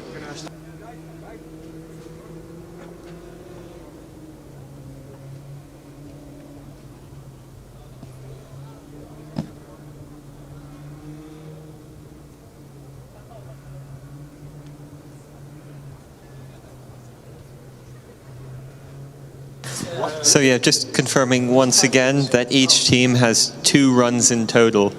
For example, if they have 2 different algorithms they want to try out, they can only use one each algorithm can only have 1 run. So 2 runs in total. It's not 4 runs in total like the manual skid pad is.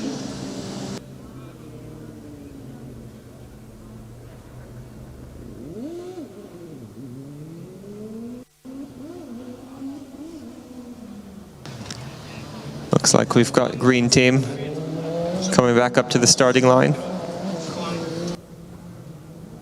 We did see them about an hour ago, but the autonomous mode was never engaged, so that's not classifying as attempt. So this will be their first attempt at the driverless skid pad.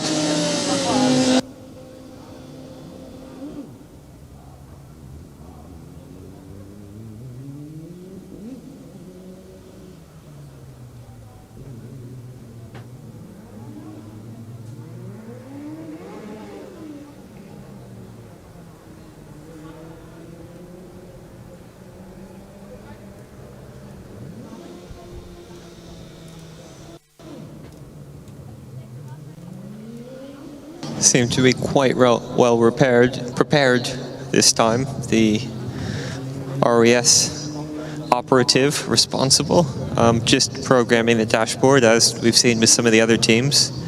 Everyone else has already vacated the premises of the car.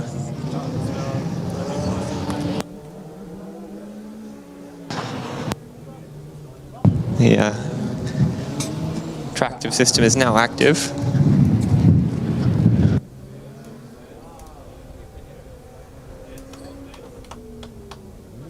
And the car is now ready to receive its command to start its run once everyone is behind the barriers.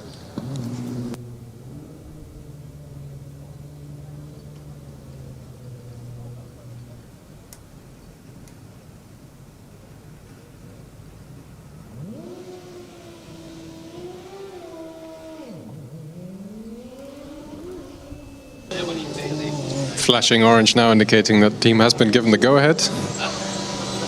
And this time the car is indeed starting to move.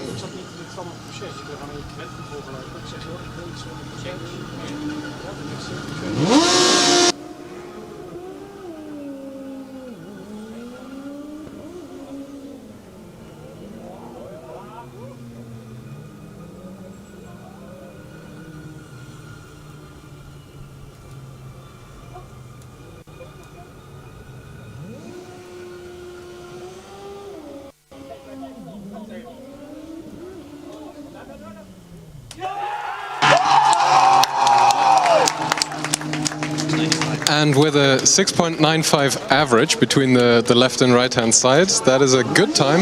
It's not the fastest time of the day that we've seen here so far, but this was a very steady performance. The car not having any sort of swerving issues, hitting any cones at all. This was a clean run, and I hope we see them back, and maybe they will go even a little bit faster with that different algorithm that they have to use.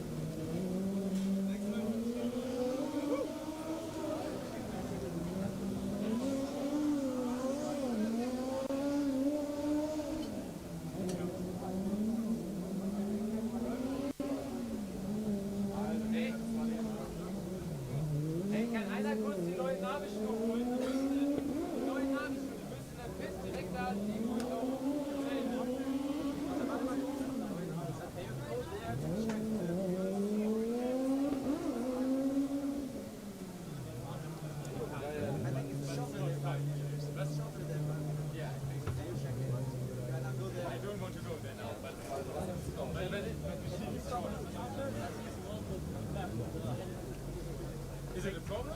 I mean, we drove. It's not a problem. Can you just pull it? Let's talk about later. Can you do me a favor? Like, in a row?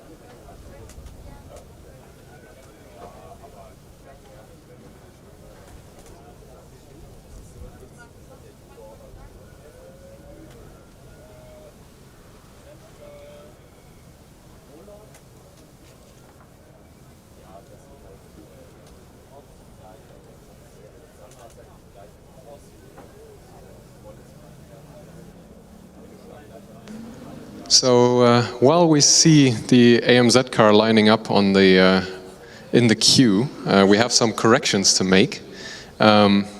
We're still getting accustomed with the new rule set ourselves a little bit.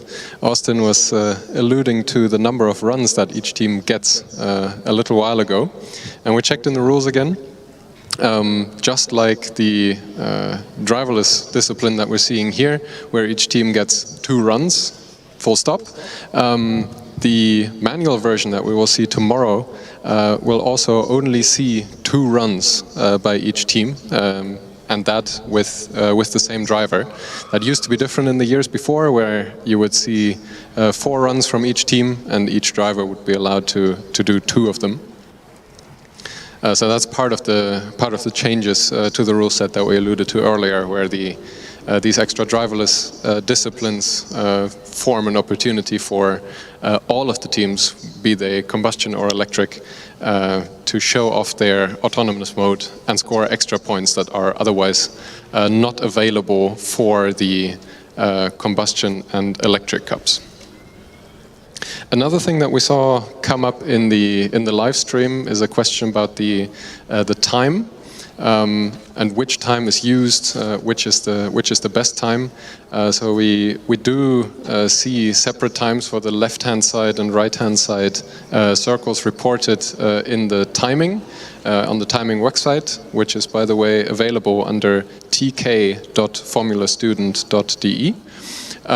But the time that actually counts is the average between those times, and then whichever run of those is the fastest is counted as the best run of the team, and that will put you in a grid of results. I hope that answers the question. We still got some discussion going on between the AMZ team and the officials. A lot of back and forth that has been going on for the last 5 minutes or so. I hope they will join us here on the start line very soon. It's always good. The stuff that we've seen so far from the driverless teams here on track has been very consistent. We've only had 2 aborted runs, one where the car was collecting a lot of cones, and that was stopped by the ASR, and 1 run from Hamburg where the car just outright didn't bother to continue driving in a circle.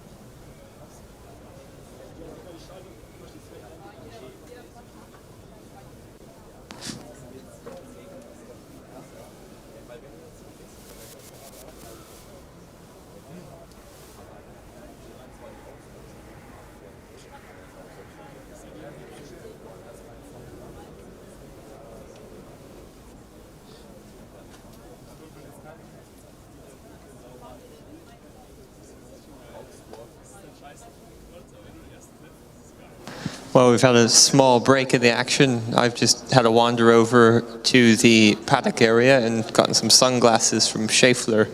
They're actually quite cool. It's always impressive every year, different goodies that you can get from the different wonderful partners of the Formula Student Germany event. I wonder who else has good sunglasses this year.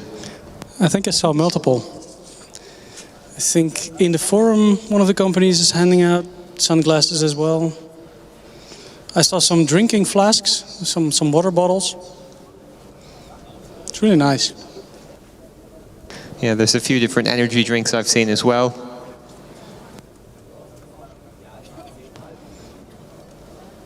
I guess those are much needed by quite a few of the team members. We've seen quite a few sleeping team members as well, and it's a very creative areas being used as beds. I'm always wondering every year whether Siemens and Porsche are going to hand out the deck chairs they have. They're really cool, especially the Porsche deck chairs. That would be nice for you in your garden in England, right? Yeah, well, we did just recently have some really good sunny weather for the past month, but I think that's used up our allocation for the year. But yeah, it's nice to sit outside when it's warm with a cool beverage, maybe have a barbecue. Oh, we think we've noticed as well that the VW stand has been updated slightly this year. I think it got a makeover, or it's a completely new one. I don't know. It looks better, and the top part is a lot bigger than it used to be. So a lot more people can be on top of that VW stand. Yeah, they've got a really good view of the track, especially for the endurance and autocross over the next few days. Do you think they have a bar in there as well? With the number of people up there, I wouldn't be surprised. Wonder what they're serving.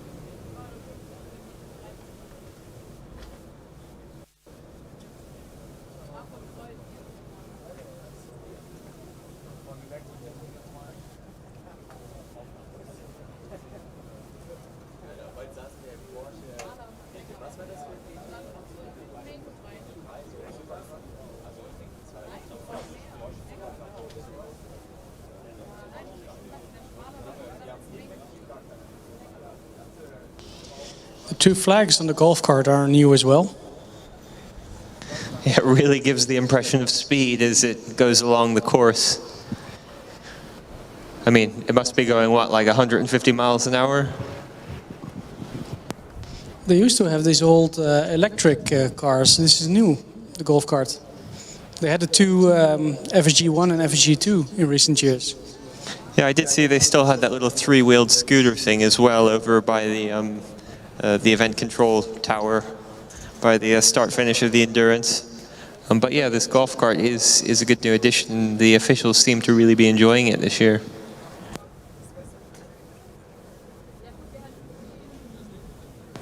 Now see car 33 from Zurich approaching the starting line.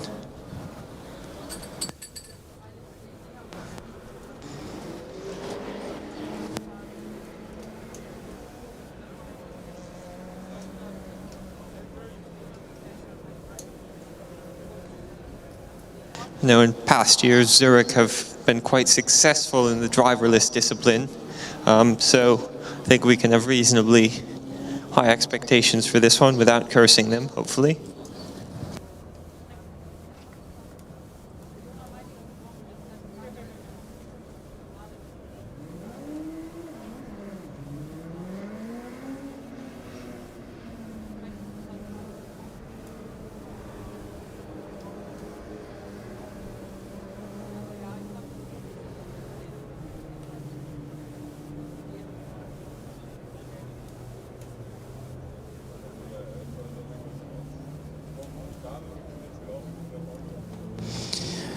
So the Zurich team now lining up their car for the starting line. Sometimes it can be quite a detailed thing, because it has to be perfect to be lined up for the first corner.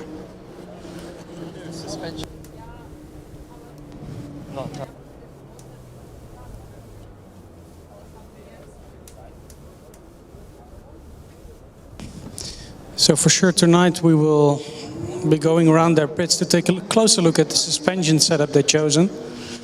They have a direct actuator of the spring damper system instead of a rocker actuated system. We don't see that too often, right, Austin? No, we don't. It's quite unique. It's the only one I've seen here this year anyways. Alas, we're being forced to walk away with 100 questions about the car.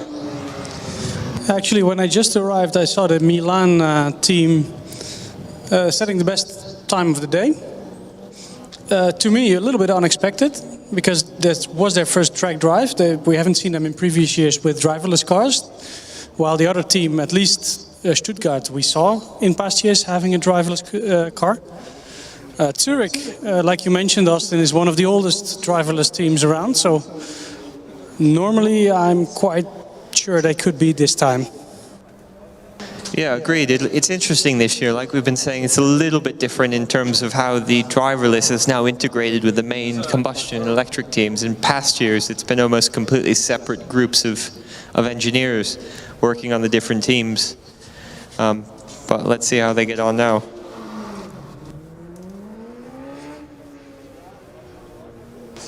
You can also see a black and yellow car joining.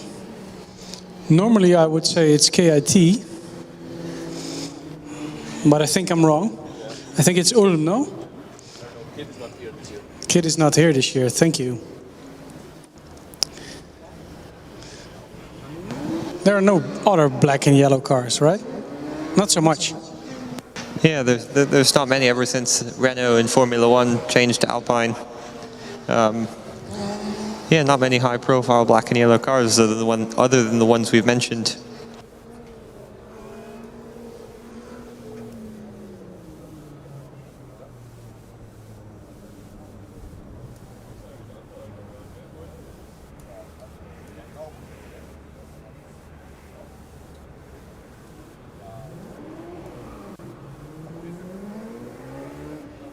Yeah, Steph guessed right about the car being the car from Ulm. Meanwhile, the car from ETH Zurich has the autonomous mode activated light now flashing, which means the car is about to start its mission.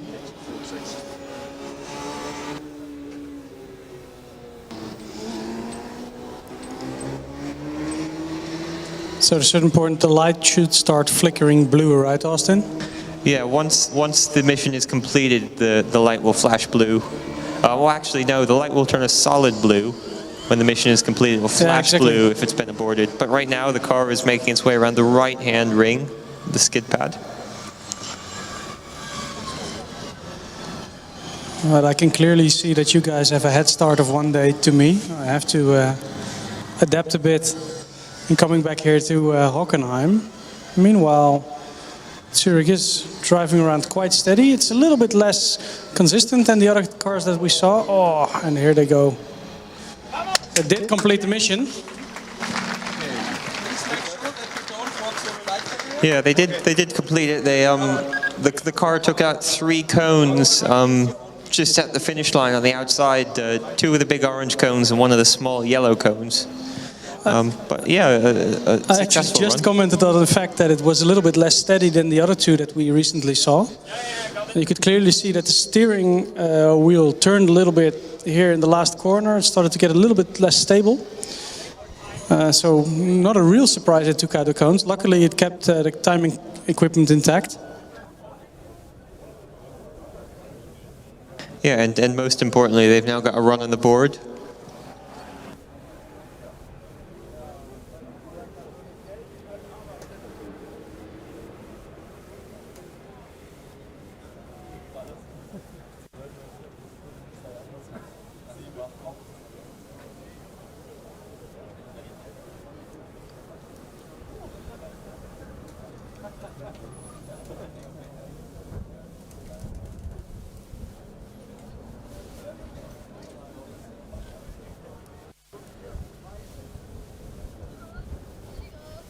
Zürich.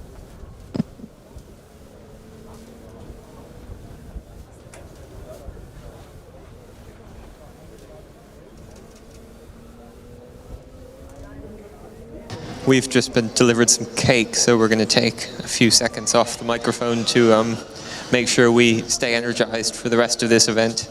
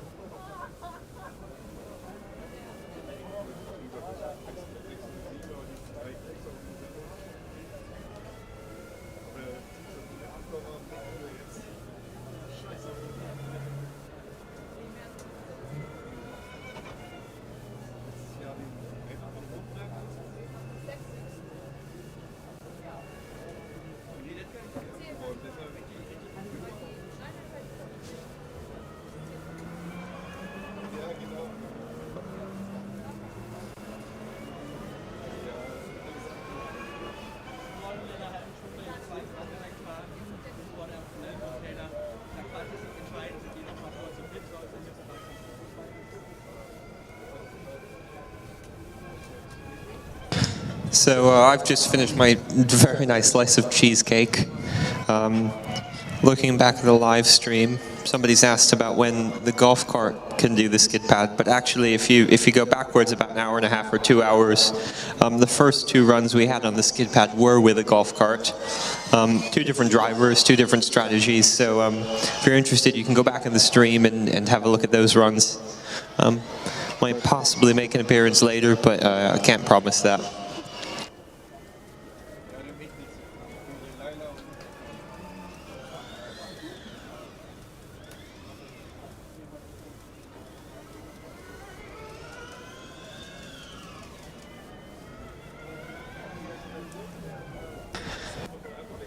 Another question about time penalties for cones hit. On the skid pad event, both driverless and manual, the time penalty is 0.2 of a second per cone hit. In all other dynamic disciplines, the penalty is 2 seconds per cone hit. So in skid pad, effectively 5 cones totals to 1 second. UAS Ulm, car number E44, now lining up their car at the orange cone area. Normally I speed things up by walking over, and just when I get over to look at the car and see what they're doing, they get ready and I've got to walk back. So we'll try this again.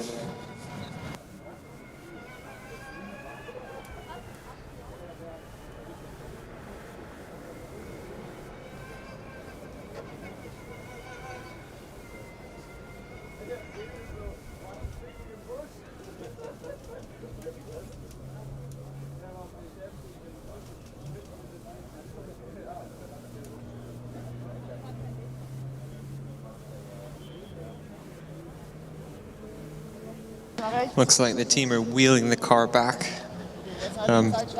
Potentially get it lined up as perfectly as they possibly can.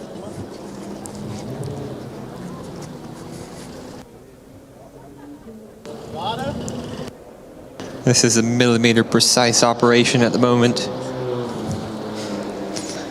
They're biased a little bit towards the left-hand side of the entry lane. Suppose that's intentional based on the caution at which they're pushing the car forward.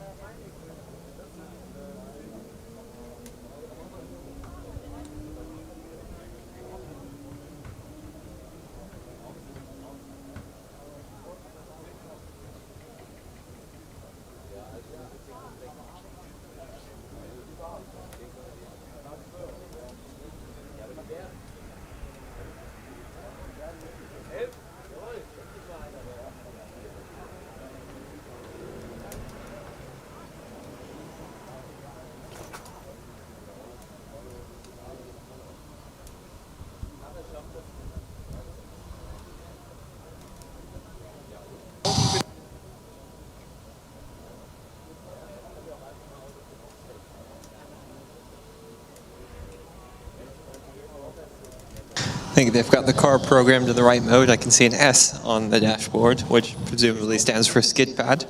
Ja, gut, ja.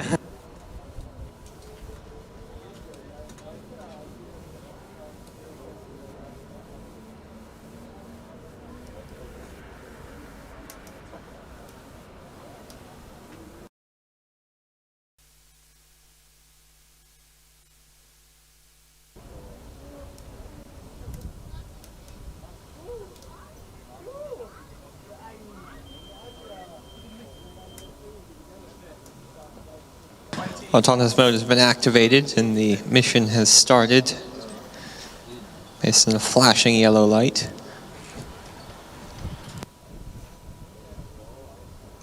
There is a timer running until the car needs to be moving. We did briefly see the steering wheel twitch though. No motion yet though.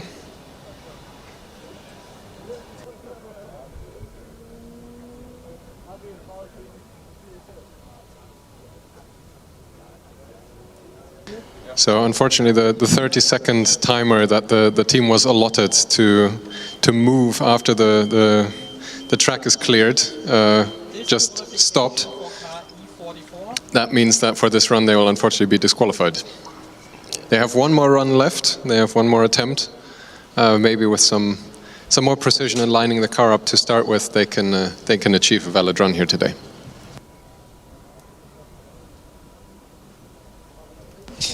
I'm looking at the historical cars of the Ulm team. This actually was that golden car in 2017. One of, well, probably the only golden car we ever saw. And that's one that I think we also mentioned last year as one of the most memorable paint schemes that we could imagine or we could remember from back in the day.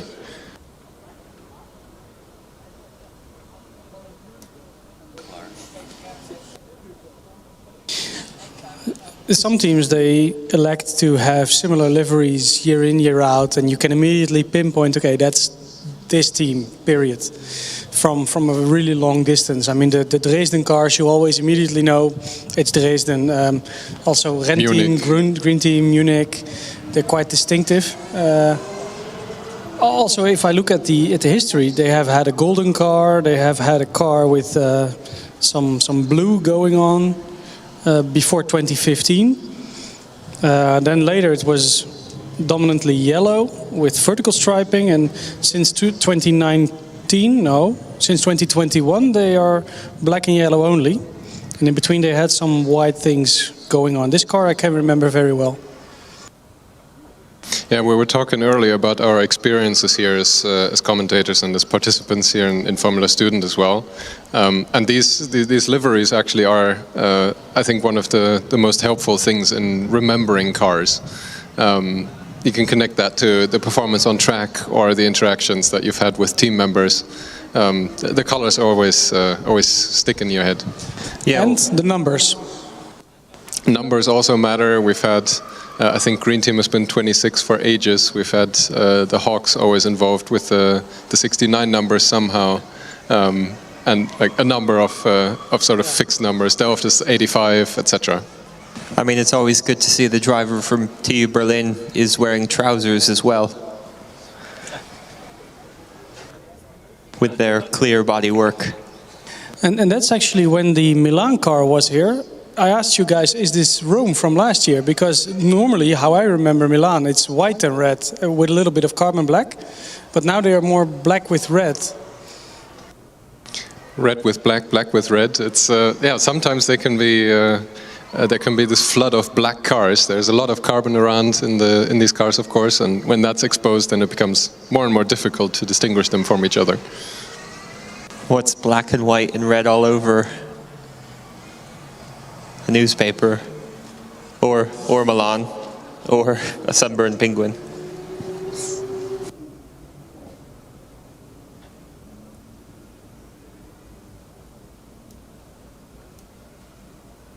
I've done everyone else a favor by setting the bar for jokes very low just then, so let's see what we can come up with next. I think you've just unleashed the Mickey the next couple of days. Now he can do anything he wants. About distinctive liveries, TU Vienna also is quite... there are only 2 or 3 cars doing the black and orange thing. Yeah, I think another one of those is E-Force from Czechia. That I would imagine. Amberg-Weiden has also done orange. But yes, Wien is... sorry, Amberg-Weiden you meant is one of the more memorable ones, that's true, with their blue. And yeah, but the Wien car is standing right behind us here. We can sort of peek over the fence and get some inspiration.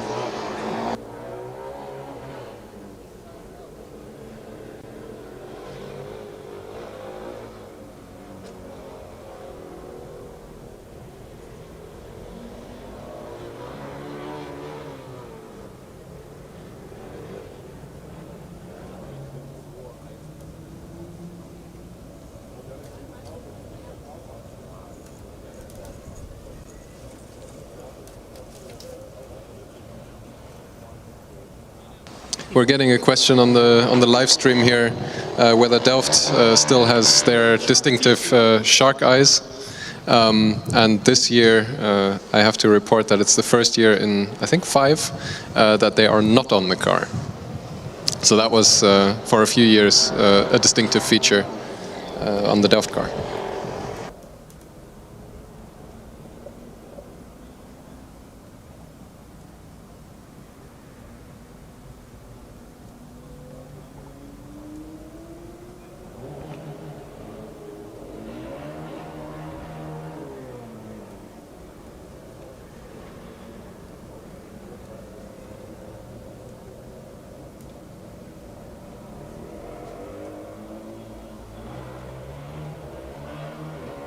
About distinctive liveries, there's always one car who has asymmetrical livery. One side is a little bit carbon blue and the other one is carbon red. I think that's CTU Prague. They are here this year again. Yeah, I remember checking them out in the pits. They were left was red, right was blue, and we actually asked them about their drivetrains this year. We saw some very bulky components in the fronts, and they were telling us about their optional four-wheel drive, which isn't currently installed on the car. Yeah, and that color scheme extended to all of the accessories as well. The mounting brackets, the damper springs, suspension components, everything was color-coded red or blue, which one looks cool, but two, I suppose, is quite helpful when you're trying to quickly build a car at the last minute. It does sound a little bit like a procurement nightmare, though.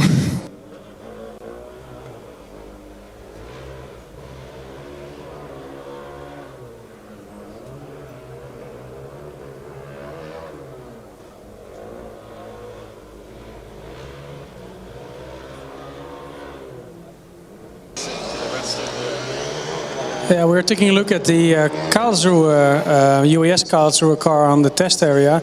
Their wing is moving considerably, Austin, if they bump. Yeah, as they sort of come around towards the entry to the area, right about where the car is now, there's quite a big bump in the track, and when the car went over that, you could see the wing like twist in relation to the roll hoop. I mean, not necessarily a problem, but let's hope they've accounted for that loading in the analysis they've done. Yeah, we talked about the bumpiness here of the track before already with the camber of the skid pad turns, and this will be a recurring feature over the rest of the week here until Sunday. The area that is now in front of us, where the skid pad is, where the practice area is, but also the area behind us that is part of the actual Hockenheim track, the turn 1. Those will all be used at the same time for the autocross and the endurance track, and there these bumps are features that need to be reckoned with. Especially the transition onto the main track is legendary among suspension engineers. What might be the case, Austin, we have to check this up in the pit, is that their wing is directly attached to the wheels, so unsprung. Yeah, that is a possibility. We can go investigate after this, I suppose. I think we could probably go right now. There's not much happening on the skid pad at the moment. There's just under 90 minutes left in the event. The event will close at 7 o'clock, and it will be 7 o'clock sharp. Christian mentioned to me earlier he's a bit hungry, so he's not going to extend it any further than the 7 o'clock because he wants to get some dinner. I am looking at the booklet, but I don't think it's unsprung, so I think it just moves. I don't see any bracing whatsoever on the technical drawings. I mean, yeah, the technical drawing looks like it's floating in space. But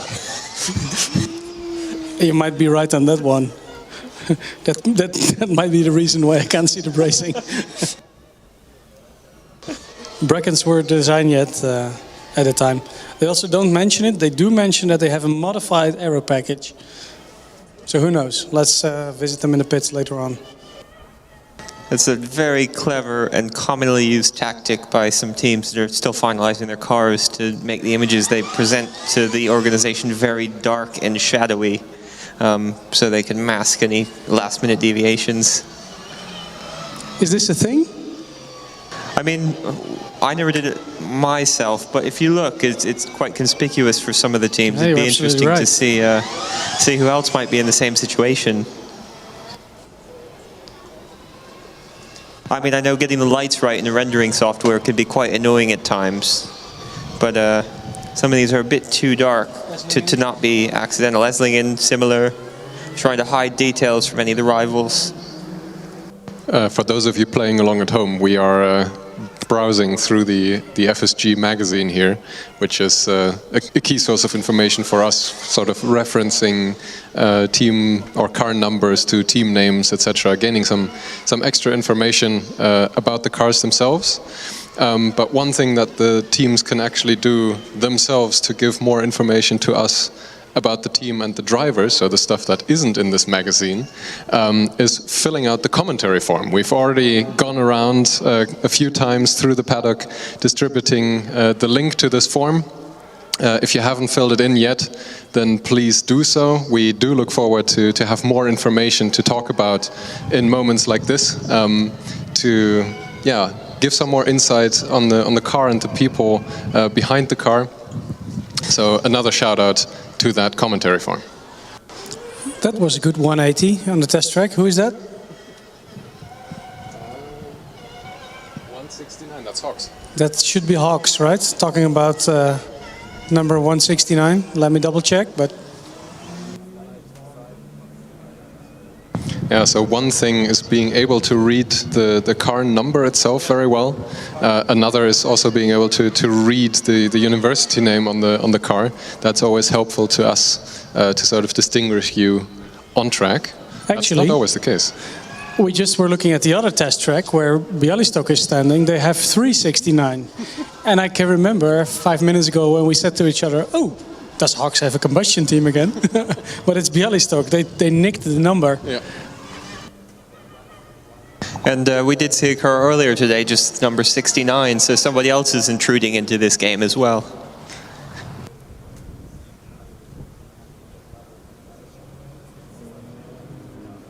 We've got one more car joining the queue, I think, for the driverless skid pad, car number 14. between the officials and the team members. I can't see anything else about the car other than the car number on the rear wing. Just getting a bit closer, and I'll let you know when I get there.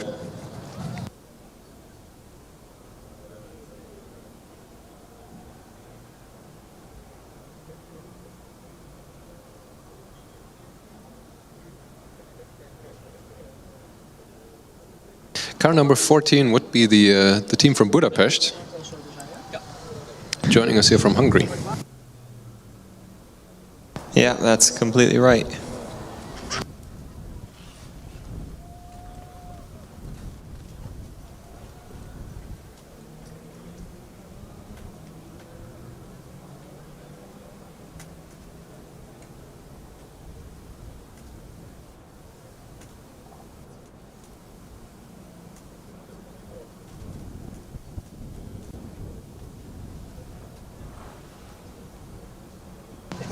So, Austin, is there anything that you can update us on what the discussion with the officials is about?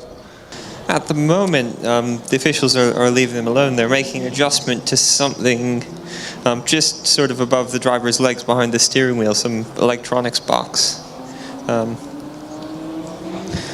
Doesn't look too major. They're just putting the panel back in place. It's held in place with some red duct tape. It matches the rest of the car quite well. You'd never know from 5 meters away.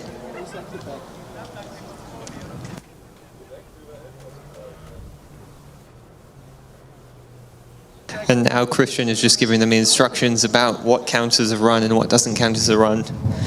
They all seem pretty relaxed.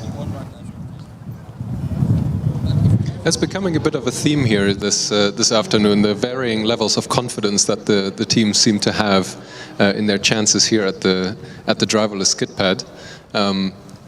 I think being relaxed is half of the game here at the competition. It sort of influences how your perception of the whole event ends up being. No, I 100% agree with you. There's no point in working yourself up one way or the other.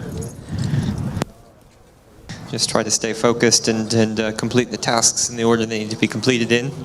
There's now one laptop plugged into the car. Another laptop looks like it's connected wirelessly to the car.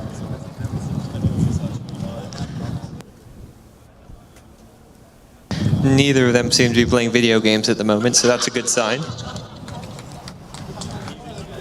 You might laugh, but we've seen some teams that have all sorts of fancy screens in their steering wheel, and one of them was even playing Snake in the driver queue and scrutineering.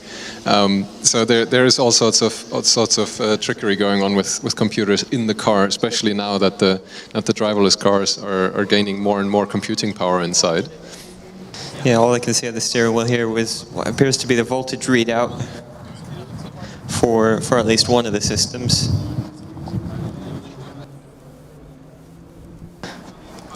Oh, it's now saying the car is off, which I guess is good.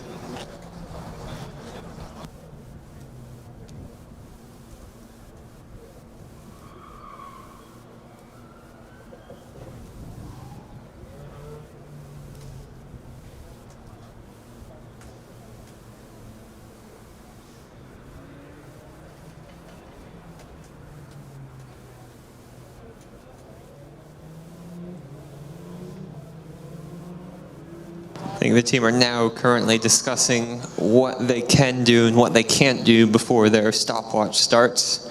I think their thinking is they can initiate some of the procedures before the autonomous mode is engaged to give them a better chance of the car starting within their allocated time, the 90 seconds in total.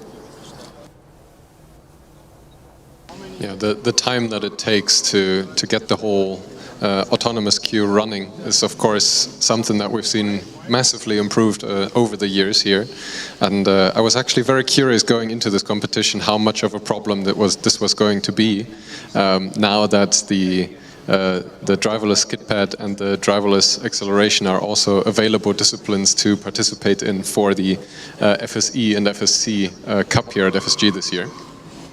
But looking or judging by the amount of cars that we've sort of seen here in the many hours that this event has already been running, it's not a problem this year yet.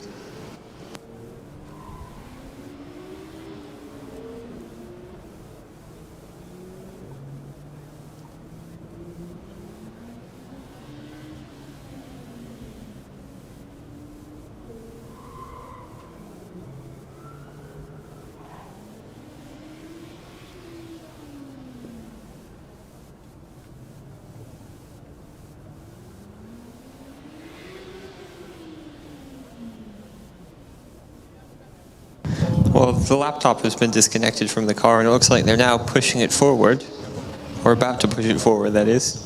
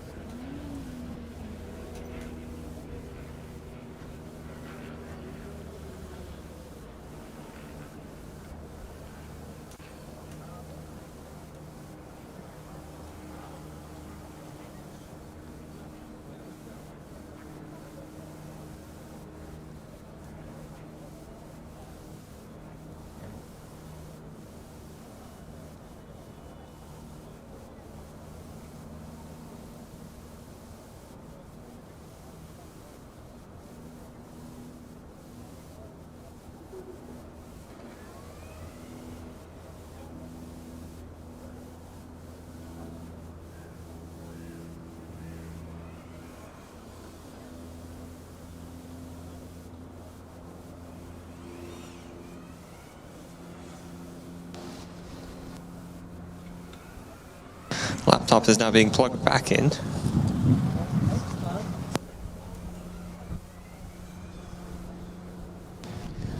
Austin, you look a bit lost over there. What are you seeing from up close? I'm just listening to some of the final instructions, trying to figure out exactly what it is that their team are doing. So this is one of the key differences between the teams that we notice as commentators. We've had some teams that were very quick to start immediately once they were lined up, vacating the premises, getting started, not having to connect anything to the car, being able to select the right mode on the dashboard of the car itself, and getting everything started. But some other teams different teams have different techniques for this. Yeah, I think actually what I saw at the very end was the computer screen showed, it was a split screen. The top half of the screen showed basically the camera view at the front of the car, and the bottom half of the screen showed what the LiDAR sensor was showing, so you could see the cones it had visualized and what it had mapped out. It was actually quite interesting, and I mean, it's promising in the fact that the image looked like a skid pad. So let's see how this goes. Actually, the team from Budapest in the magazine, they say that they had a very successful season last year when they achieved their overall highest score so far, which really built a foundation for this year. And they fully built it driverless. I don't think they did driverless before. So let's see how the first official driverless event goes for them.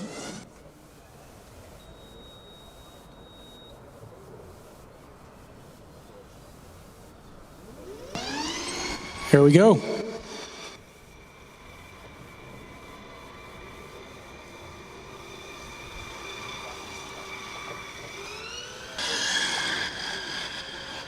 Car is speeding up significantly for the timed lap now. This strategy we have seen before, right?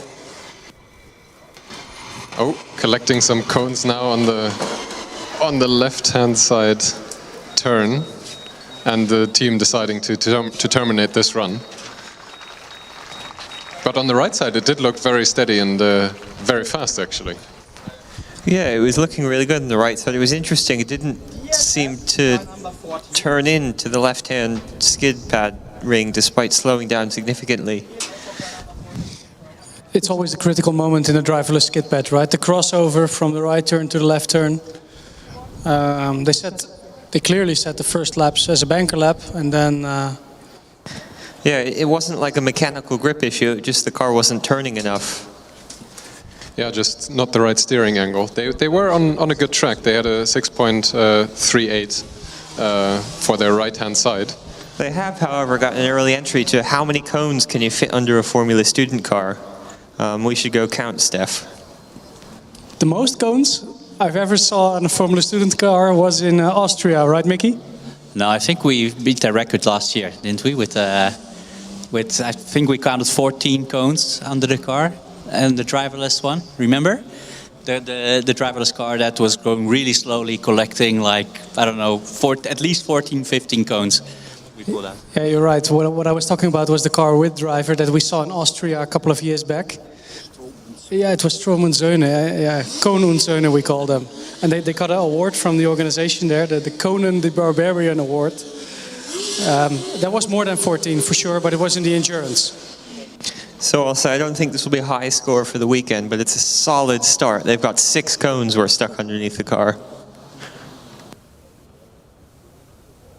And that would be 1.2 seconds added to their run. In the skid pad here, we have 0.2 of a second penalty added to the final time for every cone that you end up collecting.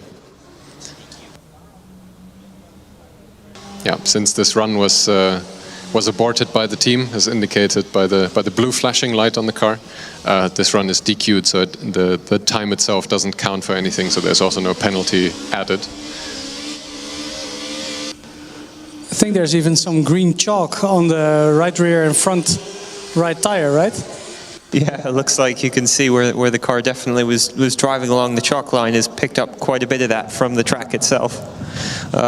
There's still plenty on the track for the other teams to see. And more importantly, the cones have been replaced.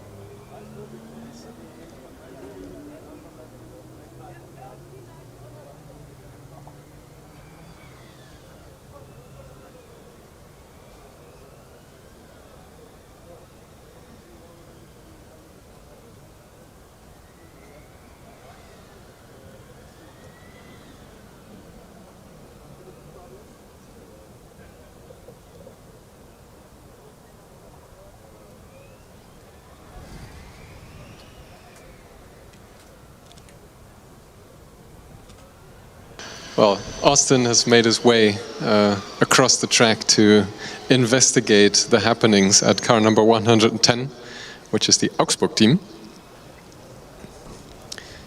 It looks like a bit like a Livingston. We've sent Livingston out to explore the possibilities. White leg. Well, as you guys may remember, we did see Augsburg a bit earlier. They have a DNF for their first run. So hopefully whatever they've done, they'll be a little bit more successful this time around. Yeah, the number of cones that were hit before the run was aborted, I think was a little bit less than what we just saw from Budapest, but second run, second try, everything's still possible.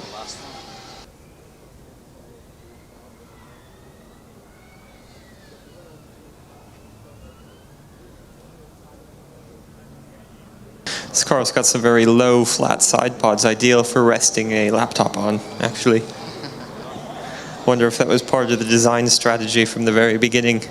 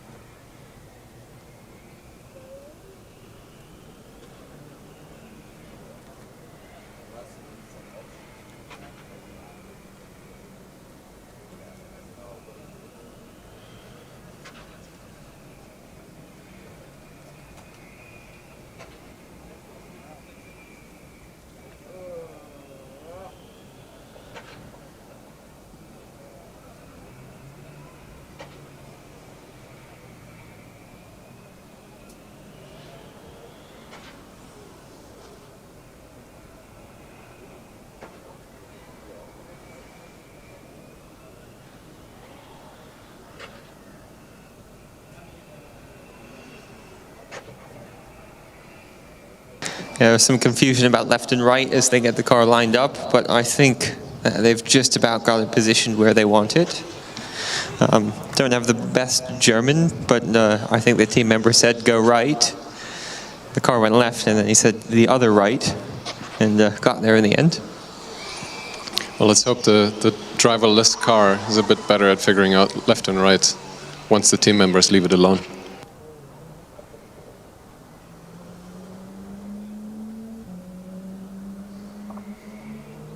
Maybe one question that I would pose to the team members: how much does it really matter if how your car is lined up on track before you start the run?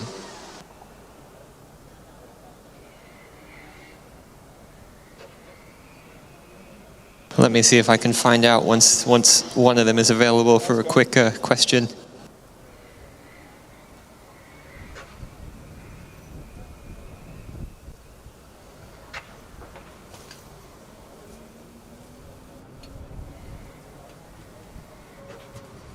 Exactly what you did. So we've seen this with an interesting thing with a couple of the cars taking a run already, and that's why we're asking about how much does it matter how well the car is lined up before the run starts. We saw this in the very first run from Hamburg, the first run of the day, that after the first sort of half a turn in the right corner, the car was already speeding up significantly as it sort of recognized where the rest of the skid pad track would be. Of course, the course layout here is very well known beforehand. It's very precisely geometrically laid out and described in the rules. So I would presume that there's some sort of pattern matching going on. But not all of the teams have exhibited this. Some of them were just driving with the same speed in all four of the turns. So I'd be curious to know what Augsburg's approach is here. So speaking to the team, the answer is that it's pretty important that the car is lined up accurately. It's not absolutely critical, but what it does is it allows the car to do a bit less thinking at the very beginning, the more aligned it is as it starts the run, which makes sense. I'm sure the full explanation is probably hours and hours of conversation, but I think that's a very good SparkNose answer.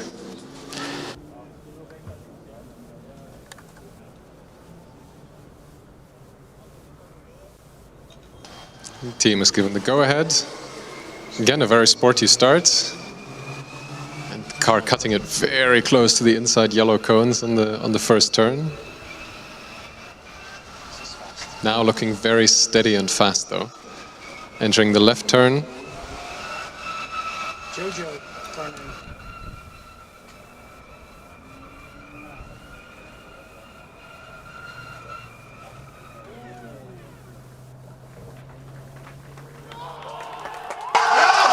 And this was a successful run, and with a 5.74 average time between the left and right, this is also the fastest time of the day so far. Yeah, and by a big margin, right? So I think, what was the car name? This was Jojo, right? So thanks for filling out the form, guys. So now we can actually tell you the car's name, Jojo. It actually finished a very, very handsome time, 5.7, which actually it's already in the neighborhood of the 5.5 seconds that we said would be very good. So they can be very, very happy with themselves. Yeah, 5 seconds was sort of the magic border that we set ourselves as sort of the expectation for today, that the manual cars can do pretty easily. And now we're getting closer to that. The previous runs were all in the 6 second range. And yeah, that was a very tense 5 seconds at the very end of the run. As we've said a few times, the solid blue light needs to come on to show that the car has completed its mission. But from the angle of the rear wing and where we're standing and all of the team members were standing, we couldn't see that blue light come on. So it was only really when the crowd cheered that everyone else got the message. But it was quite a tense 2 or 3 seconds here while we waited for that to happen. Yeah, part of the tension, of course, also comes from the fact that the car needs to be able to recognize itself that the run that it was on has indeed ended. So recognizing the orange cones in the area that the car is now standing in is part of the autonomous mission, and that's. Since last year we had some issues with sort of calling shots before they really happen, especially from my side with the Rome car. I'm now refraining from any predictions about how the run of the car will go or end or proceed. So there's just under an hour left in the event now, and for the first time today I think we've got a queue, and we've got one car at least in each lane. We've got 3 cars altogether, and I can see a 4th being wheeled into the dynamics area now. Yeah, I think the car in the first run queue that's going to be given the priority across over the other 2 cars that are there is the car from Trondheim, actually. And behind that, in the second run queue, I can see Hamburg, and behind that Munich. And now being pushed into the queue as well is, I believe, Milan again.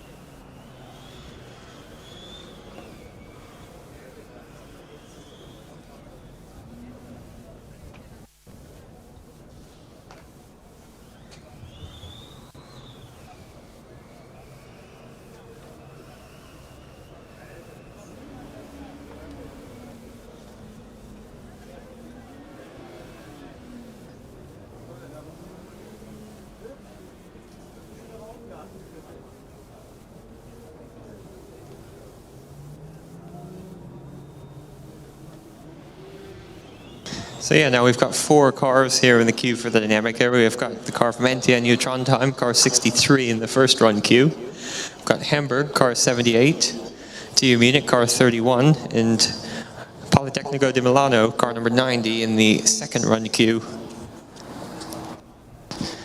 And with that, the car from Trondheim is being pushed to the start line.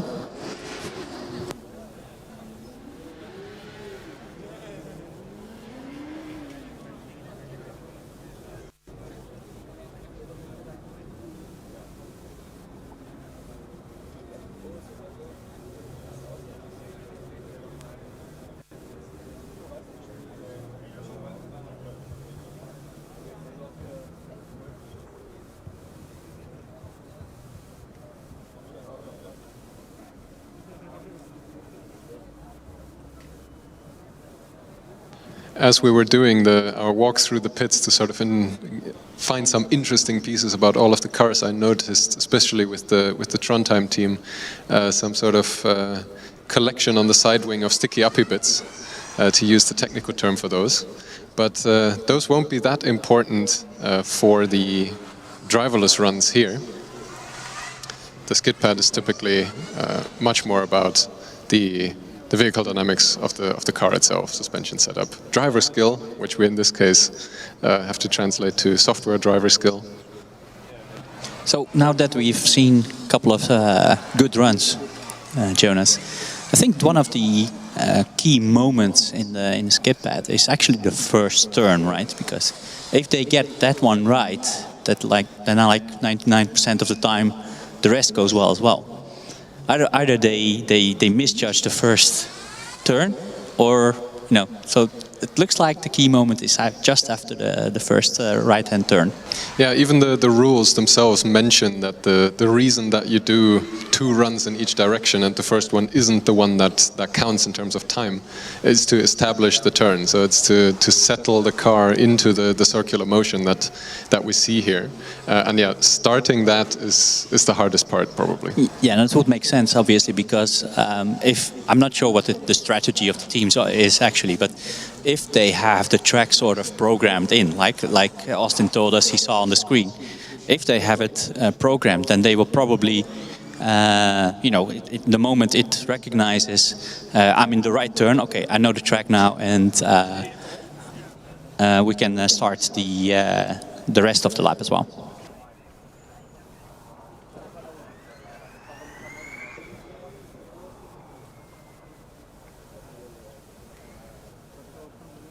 And the autonomous mode light has been engaged. So we've been slightly distracted by a car stopping in the test area behind us. You join me up here.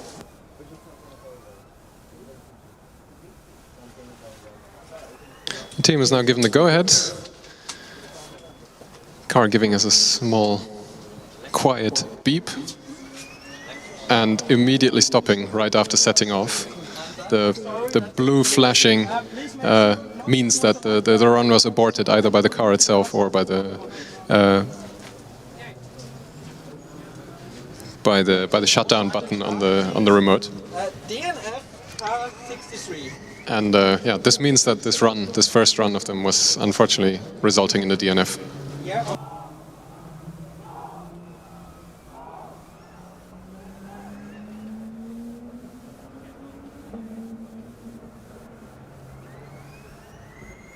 So yeah, it looks like behind us on the test track, it's car 168, which sort of veered off to the right, and it stopped in the gravel. It didn't hit anything, but the team are now wheeling it off. It doesn't look broken, so hopefully it's nothing too major for them to overcome. I've gotten gravel over the test track now, though.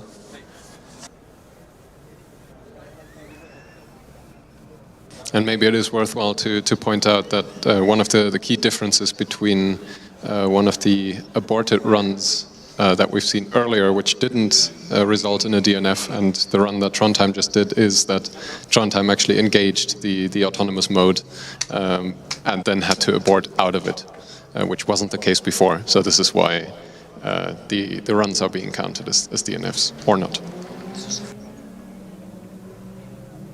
Yeah, so just to remind everybody, we still have a little bit less than 50 minutes left in this session.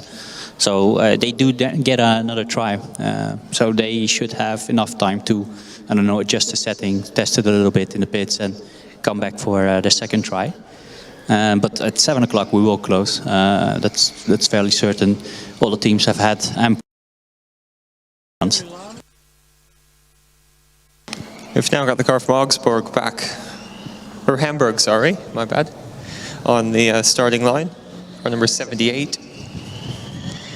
They actually had the fastest right-hand loop of the day before stopping about an eighth of the way into their fourth loop, the left-hand loop. They were the first car to attempt this today, so hopefully we can see something a little bit more complete this time, and they can you know, get a result with the pace that the car clearly has. About the Hamburg car is the way they place their sensors. You see a lot of the teams place great emphasis on their front wing aerodynamics design, and then here on the Hamburg car you can see that they placed two very big what I believe are LiDAR sensors square in the middle of any of the airflow that you would expect to produce useful downforce in a normal car, just blocking the whole front wing area pretty much. Just looking at the number of cars that have completed the skid pad already, an improvement from last year. We have actually quite a bit of competition going on here, because we have at the moment Augsburg in first place with an average time of 5.74, which is well clear of number 2 Zürich with a 6.07, and then behind them is Milano with a 6.28. Followed by München TU Munich with a 6.65, and Stuttgart team with a 6.95. So we have actually quite a nice competition going on. So let's see whether we have another improvement of the time, or even another score on the scoreboard. Yeah, it's good to see competitive times below 7 seconds, all of them, the ones that were valid anyway. Definitely an improvement over the last years. Yeah, we used to see you know, times in 20 seconds average, right, with a car driving really slowly. So definitely there's a major improvement here, because these times are, well, almost comparable with the manual times. Hamburg making a slow start, but the car did this the first time around, and I remember it picked up speed midway through the first right-hand loop the last time around. It looks like it's doing the same thing this time.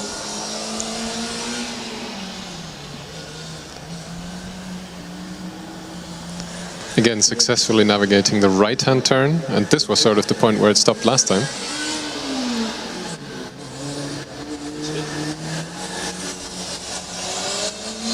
Turning is fine. Yeah, we have a very quick time. Yeah, and it's a valid run as well. We have a 5.47. So looks like my predictions are becoming reality. Very well done by the Hamburg team. 5.47, very, very impressive indeed. And if we look at the difference between left and right was a 5.44 and left was a 5.51. So that was actually quite impressive and very, very steady times. They can be very happy with this time, for sure.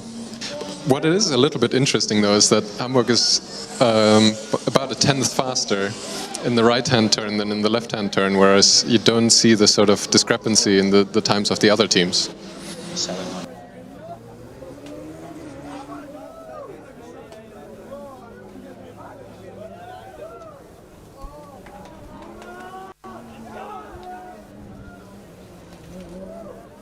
And just a reminder that we're actually seeing, well, 3 competitions in one here. The combustion competition, the electric competition, and the Driverless Cup competition.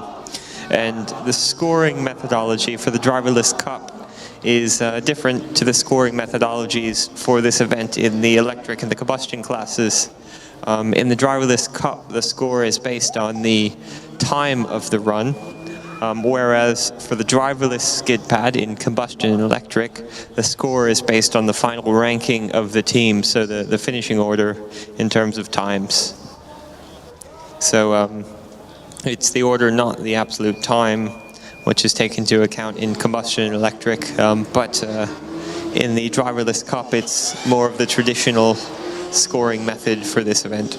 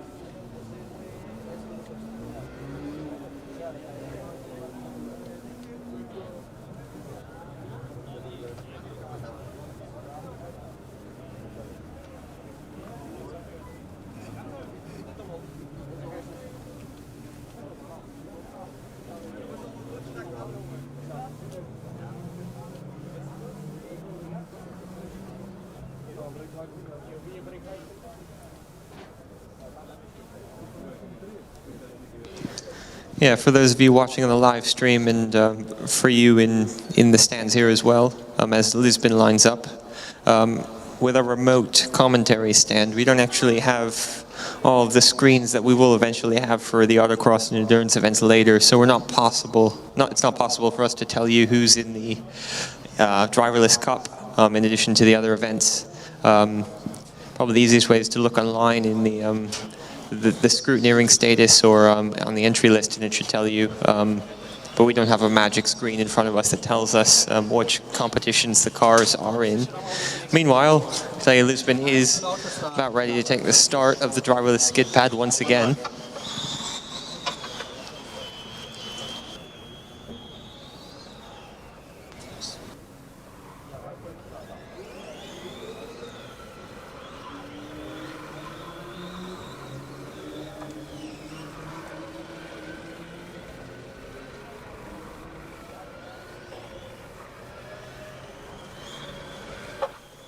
A successful right-hand loop. Left-hand loop a bit less so, and the remote emergency switch has been triggered. It was a good effort for them. Once again, it wasn't an understeering issue. It was the car turned right when it was supposed to be turning left, and it overcorrected and took out some cones, and then actually pointed itself right at us, and then veered to the left again, and the switch was triggered. But a promising right-hand loop for them. And they do have a cone just stuck under the nose of the car, which I think Christian will remove, or one of the team members will remove.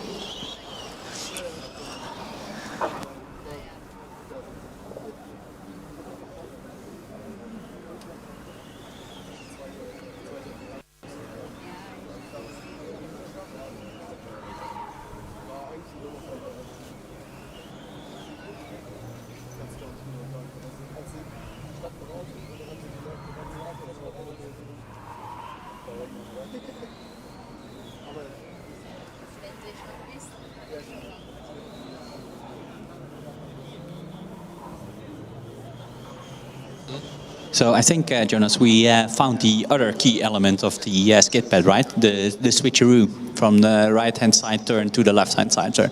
Everything went well on the right-hand side, but when the moment the car had to make the change to the left-hand side, then it all went wrong. Yeah, I think the difficult part about the skid pad turns out to be the parts where it's not simple, where you're not just going in a circle. You could also tell, though, that the Valencia car, or the Lisboa car that we just saw, was not as continuous in its circle. It was sort of,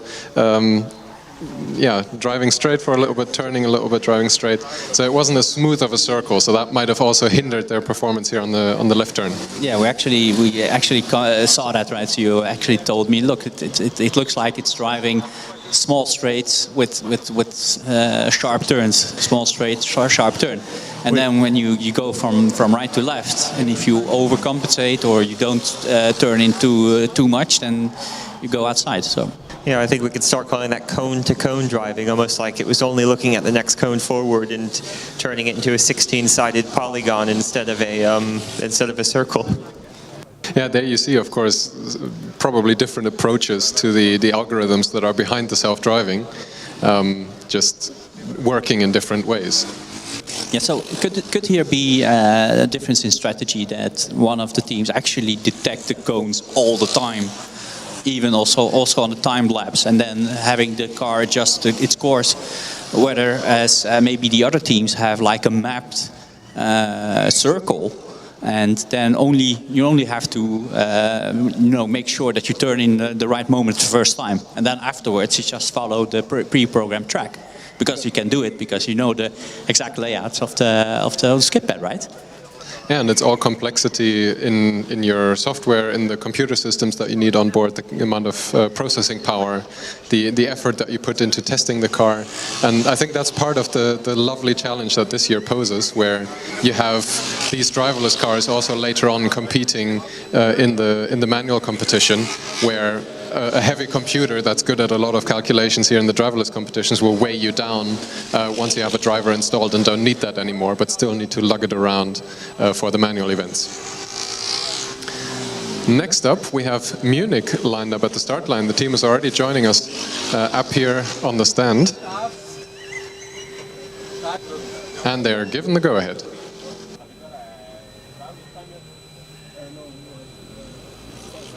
There's a tremendous amount of noise from the test track behind us, but also a tremendous amount of noise. Sounds like a quiet hairdryer or vacuum cleaner, the Munich car. There's some fan going definitely very fast in there.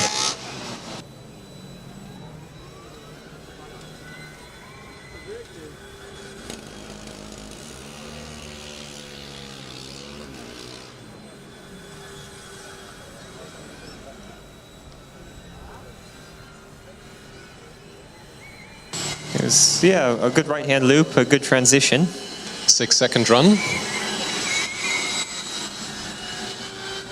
And a 5.5. Sorry, I'm looking in the wrong row. A 6.08 for the overall time.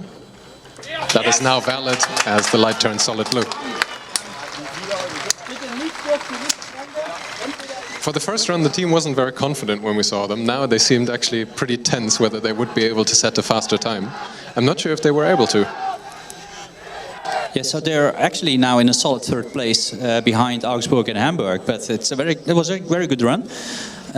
If you look at the times though, if you see the right-hand side was a 6:01 and the left-hand side was a 6:14, so there's actually quite a big difference between the two, but still a 6:08 is a very decent time and it puts them in the third place.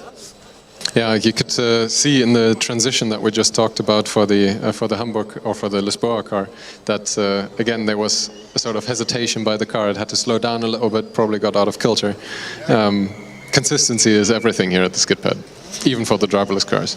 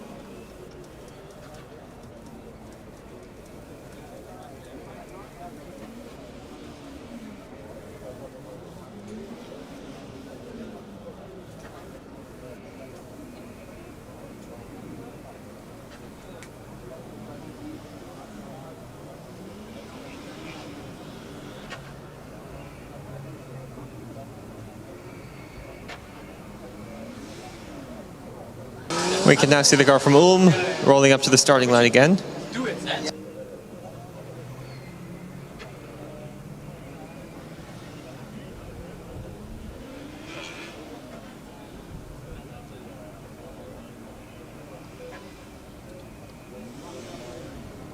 Yeah, unfortunately, the last time we saw the Ulm car here was indeed a DNF run for them. This is their second attempt now. Still have one more chance to score some points here.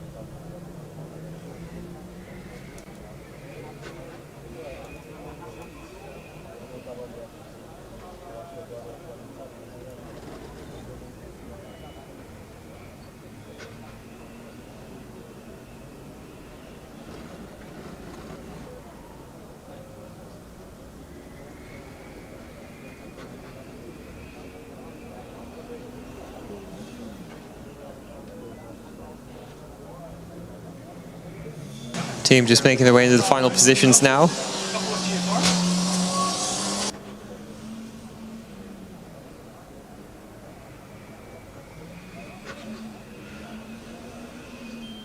The autonomous mode has been engaged.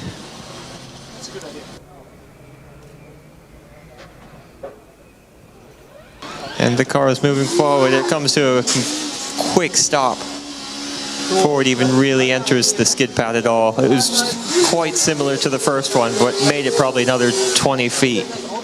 Yeah, they made it a little bit further, but not by much. Definitely not enough to enter the circular section. Big frustration from the team side here.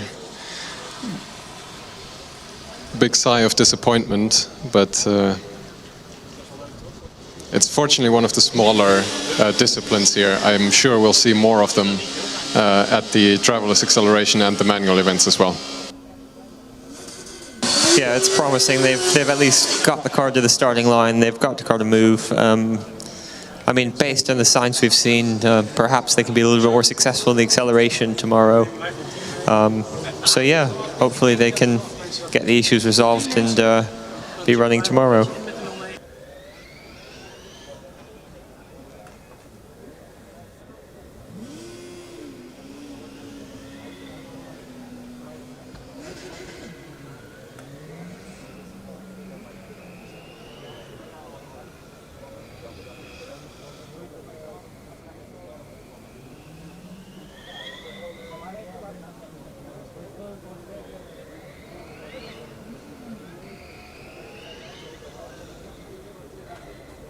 We've got another new car approaching us in the first run queue. It's car number 24.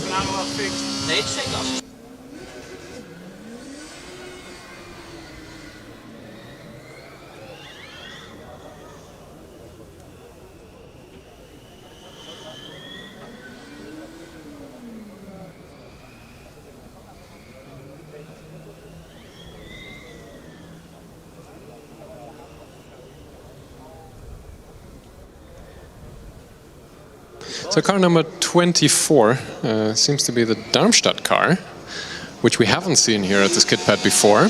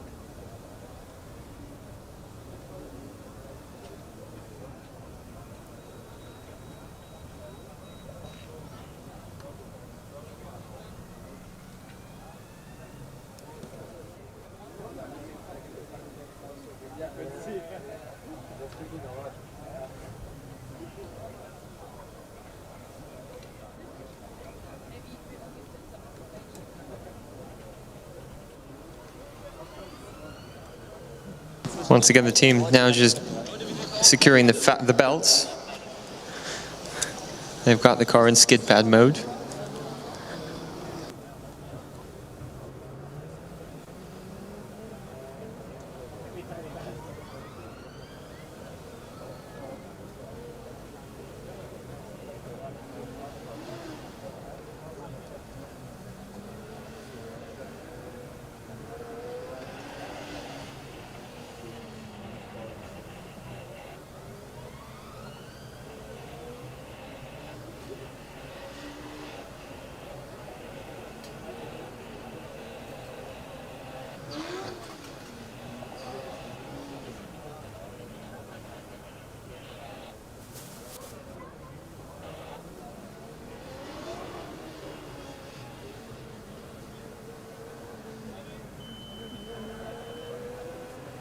Darmstadt now given the go-ahead to start. Car's making a tentative move onto the track. but navigating the first corner successfully.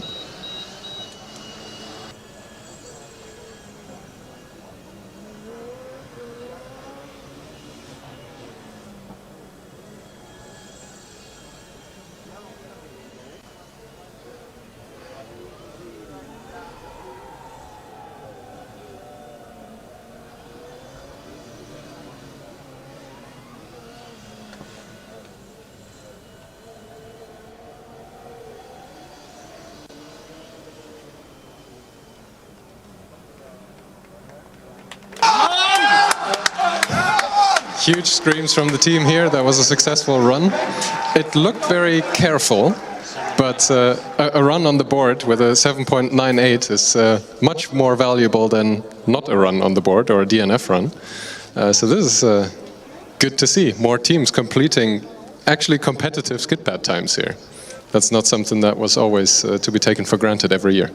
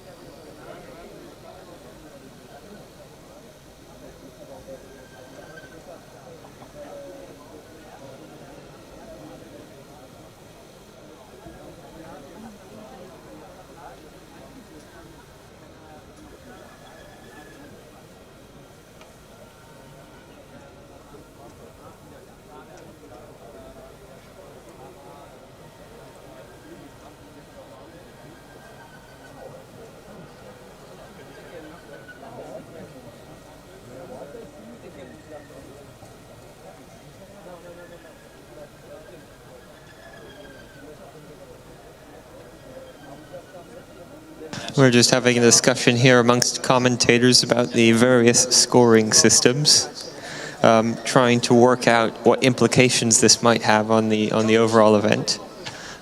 It's actually quite interesting looking at how the different scoring methods are employed for the different competitions, the electric and combustion versus the driverless cup. The RES is now flashing blue, which I don't think is a good sign.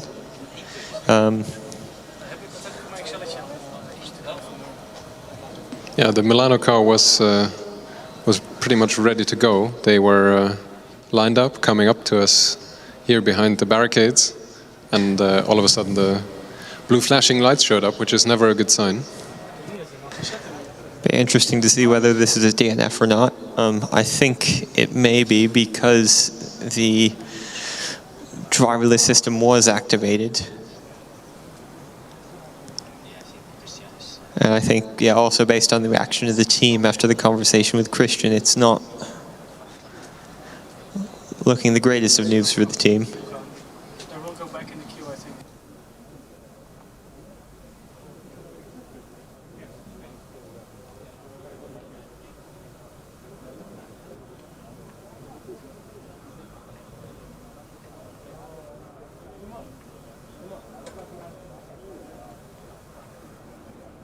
I think that's going to be a DQ based on the fact that Christian walked through the light beam. intentionally. Actually, DNF, not a DQ, because reasons. Yeah, so to be clear, as far as we can tell, this is a DNF for the second run of Milano for the day. That means no further runs from them. But we don't have an official nearby to get some inside baseball here. So this is all without any guarantees.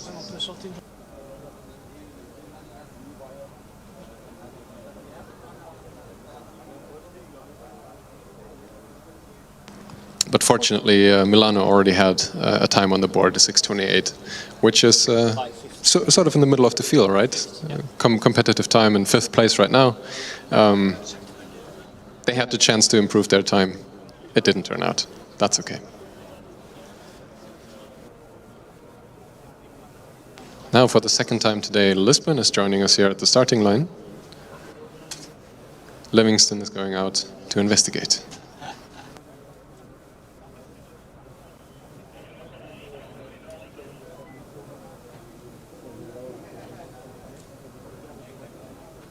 Yeah, also just looking at the time, we have 3 more cars in the queue just behind Lisbon, and we have about 20 minutes left in this session, so let's hope all of them get to do their runs. I don't see a lot more cars lined up behind them, so this might be the last 3 cars that we will see today here in the queue, so let's hope that we will see some competitive times, and maybe even 1 or 2 can challenge for the win. Yeah. Just confirming, the previous car from Milan was a DNF. It was the official judgment of that run.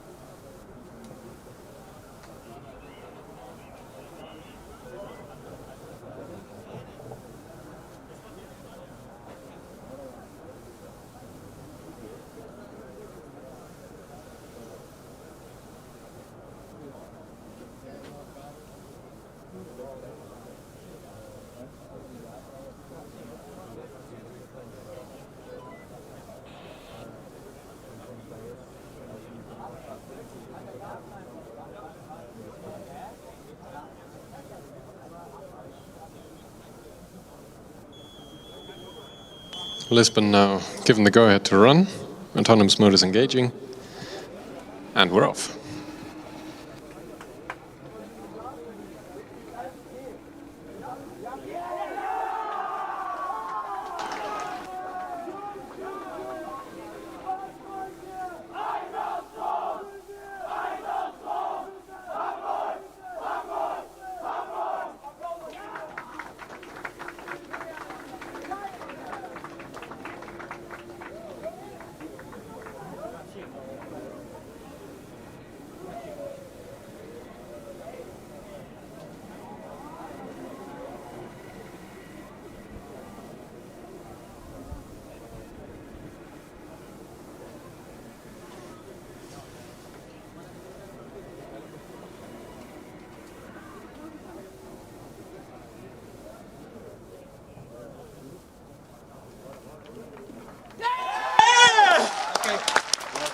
That looks like a valid run from Lisbon.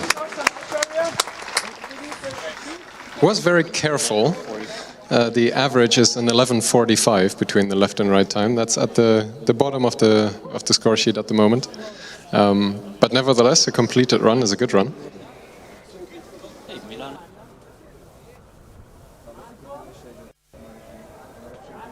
And we're noticing something here on our timing sheet. It looks like the Milano car is actually returning to the fold here.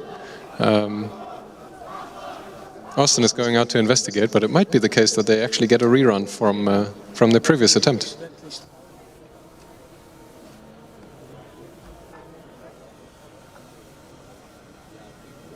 That makes the last few minutes of the event here, the last sort of 17 minutes, quite busy. We have now 4 cars in the queue, and Milano coming back from the exit of the dynamic area, still looking to make a run.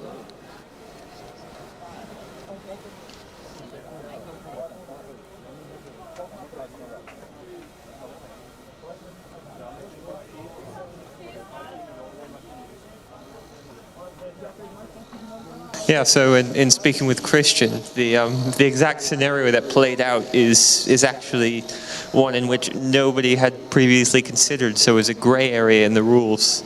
So I suspect there'll be some updates for next year, but based on the fact that the goal is for everybody to have the best shot as possible at competing here at Formula Student Germany, the decision was made to let them have a rerun because the exact scenario that played out wasn't actually in contravention of any of the written down rules.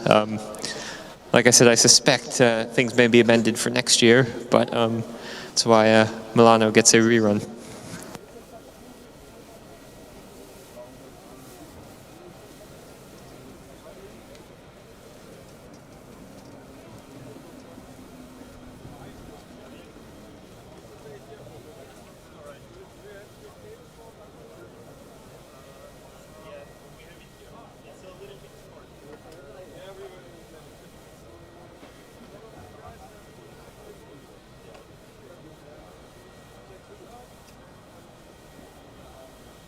Let's hope they can make the most of it here. Like we said, they already have a reasonably competitive time on the board, but it would be nice for them to improve on that. There you go.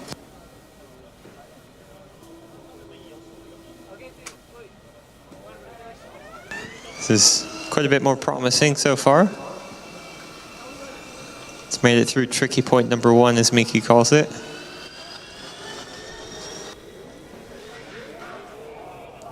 So close. Spinning out of the first right timed lap here. That's an aborted run for them, but at least they tried. Yeah, there's no gray area about that. That's definitely a DNF. Car with a 4-wheel drift off the outside of the second right-hand loop. And we could see all 4 wheels were, at least the 3 wheels we could see were locked up as it went off track. So actually that was the moment that the car started to accelerate, right? So it's just misjudged that somehow. And we see a lot of cars doing exactly the same thing, accelerating into the second lap. But maybe they should start a little bit earlier. I don't know why, but for the feeling, because it does go down also in that part of the track, right? So it's very easy to misjudge the moment you start to accelerate. Yeah, I also find it quite interesting. A lot of the accelerations are step changes. They're not gradual accelerations. So it's going from, 5 miles an hour to 10 miles an hour all at once instead of slowly ramping up. Yeah, obviously going faster than that. That was just an example of speed. Yeah, exactly. And if the moment you do that, and you do it with the full torque of your engines, and you lose the grip, right? So even though you're only traveling 10 or 15 kilometers an hour, you lose the grip and you start sliding. So that's the step mode of the acceleration. Yeah, basically any changes to the inputs to the vehicle, any step changes really unsettle the car, and that's what we saw there, I think. Yeah, that coupled with the undulations that might be extremely difficult to pick up on camera if you're a little bit further away. But from our position, you can really see that it's on top of the sort of camber of the general circle. There are also within each of the circle sections that go slightly up and down, and little things like that can upset the car on top of the throttle response of the autonomous system. Yeah, this is usually the moment that a car like a team like Zurich, in the last moment they steal the show, right, and then put in a blistering time. We've seen this a lot in the previous years, so let's not rule them out just yet. Because they're late, it doesn't mean that they won't perform well. Well, late, they're just towards the end of the event. We still have some time left, about 12 minutes here, I think, and we'll see the second run.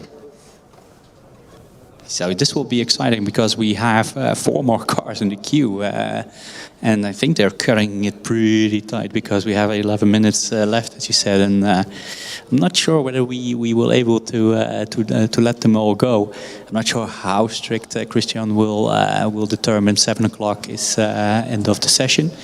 We'll see how, because I think we will need a bit more time than that to have all these cars being pushed on, getting ready, and doing their runs. It will take a bit more time than 10 minutes, I assume. Yeah, this is a thing that we see all the time with driverless. It takes a little bit more effort to set the whole car up. And speaking of setup, AMZ is aborting their setup. It looks like they're being pushed away, at least to the queue, if not an exit of the dynamic area. And instead, Trondheim is joining us here. But we won't see this as a commentator's curse, right? Because I just told them that usually this is the moment that they steal the show and put in a blistering time and having a very good performance, and seconds later the car is not doing what it should do. So I'm not going to say anything more like that anymore, because maybe we have witchcraft, as Teresa once said yesterday, two days ago. So let's keep our witchcraft for ourselves. It's not like we want to do it, it just happens.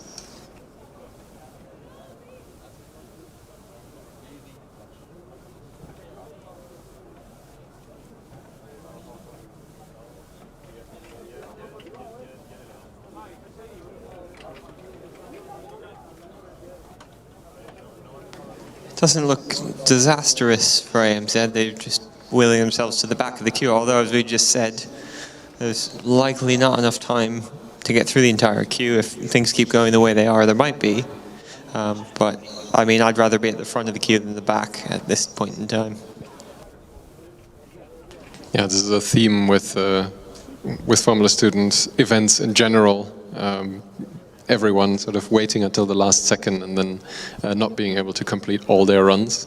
It can be extremely valuable to get banker laps in as early as possible, and I don't think any of these teams were still waiting for their first run. They're all in the second run queue, but yeah, being able to do all your runs to maximize your chances of scoring a fast lap, scoring your points, is important, and I think that will also remain important for the events that are still to come here at FSG. Yeah, especially in the driverless events where the track hasn't exactly been full for the entire period of time. Car from Trondheim begins to move forward. Already a drastic improvement over the first run. We're onto the first timed lap to the right-hand side now.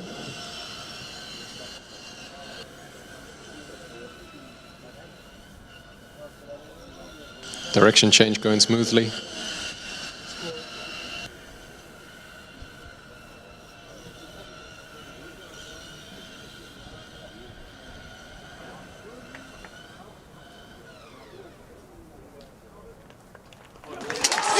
And a valid run. 7:24. Team obviously very happy right next to us.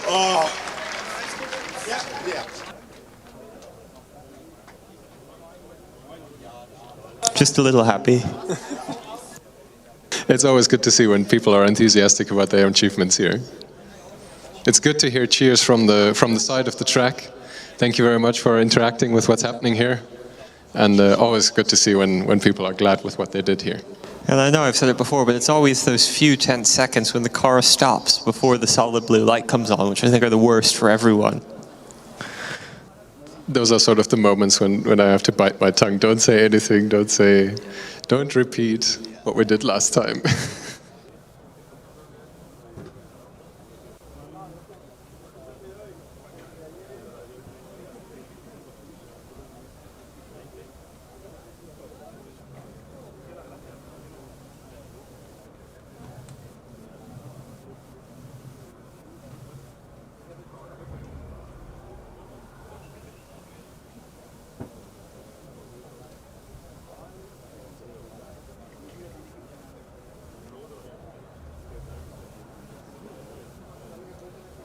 We've now got Darmstadt with us again. Car 24.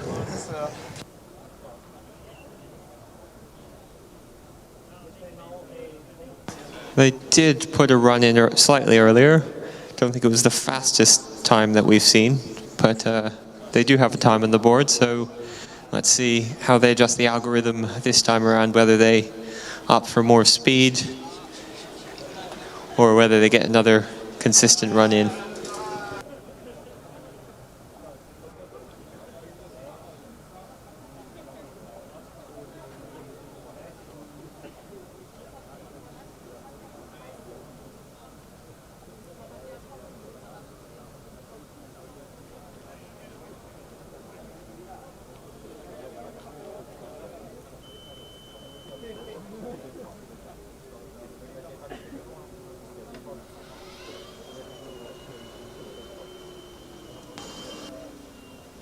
A slow start. The car is slowly building up speed.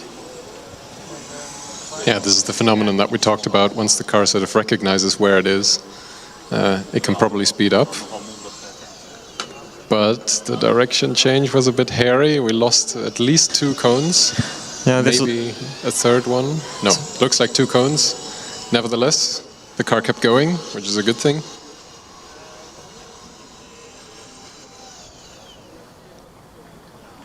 And completes the run successfully.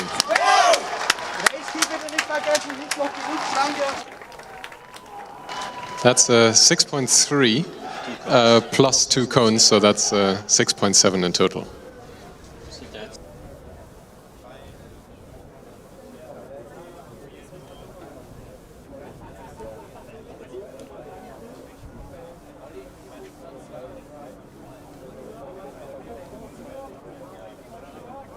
We've got green team with us once again.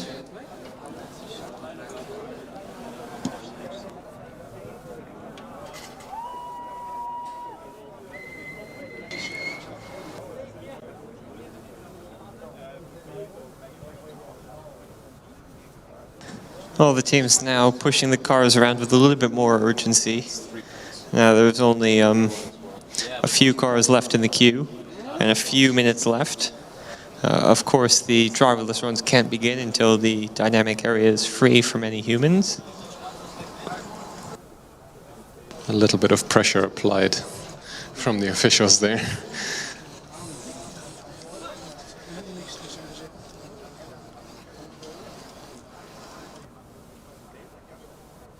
And basically the only time anybody is being encouraged to ever run in the dynamics area is about 10 seconds ago.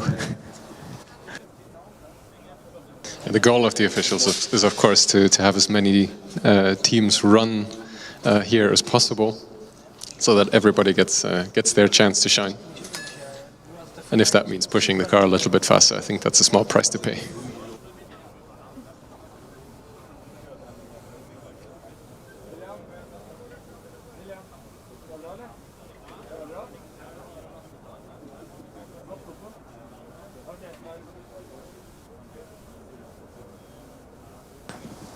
And here green team goes. Program activated. More aggressive start than before. Coming up. Acceleration.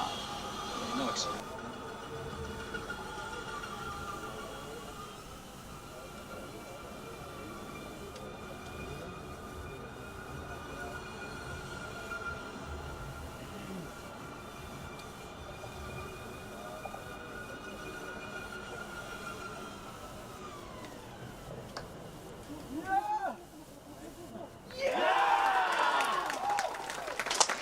With a 692, that's another solid run.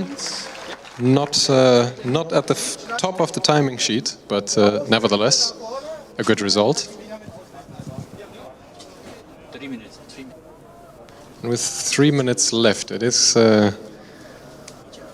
becoming a bit of a question whether AMZ will still be allowed to take their second run. Now, car number 14 is being wheeled to the starting line, which I'm not mistaken is Valencia. Yeah, I suspect, based on the fact there's only one car left, they probably will be given the opportunity to run. Unless something goes disastrously wrong for, it's actually Budapest car 14. Another black, white, and red all over car. Yeah, this is where it gets difficult to distinguish them if we can't read the university name.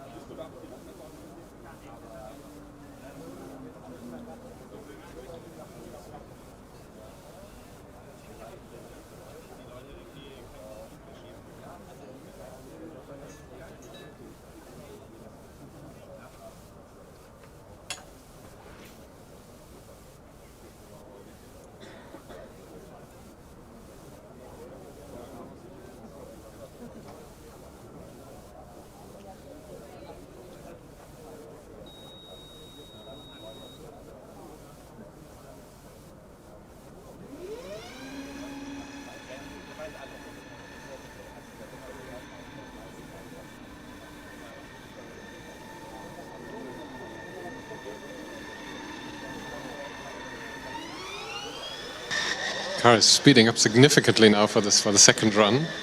Took a little while to get itself oriented. Now again the same behavior, very close to the cones, taking 3 out of the box. Let's see if the missing cones are any problem. It doesn't look like it.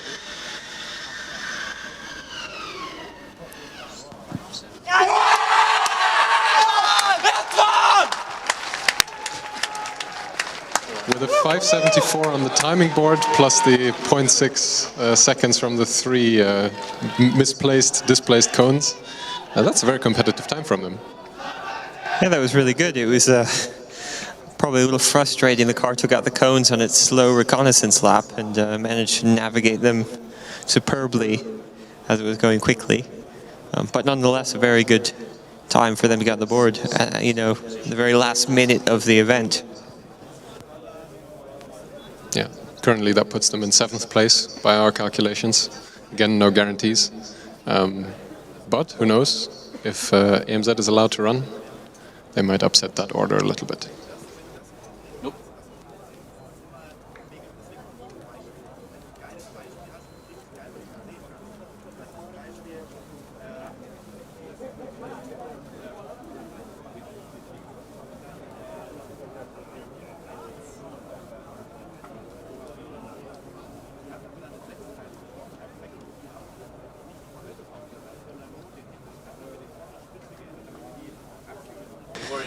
And yeah, it does look like AMZ will indeed be able to make the run, and there will be the final car. There's nobody else in the queue, nobody else approaching the queue, and it is now just after 7 o'clock, now 7:01, so I mean reasonably on time.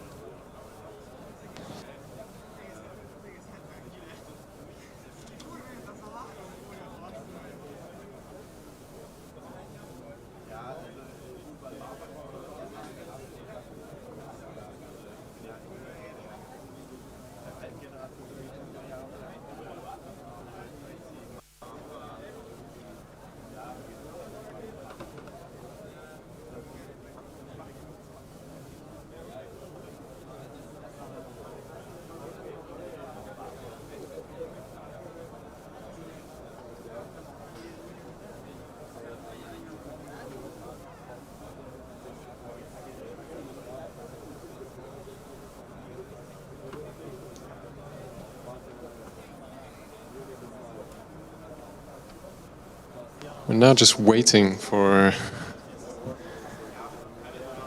the right lights to come on the car.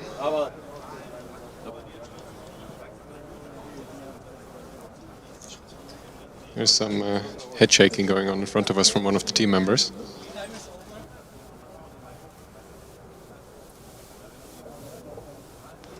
They were just asked by the officials to shut down the car, pack it in for the day.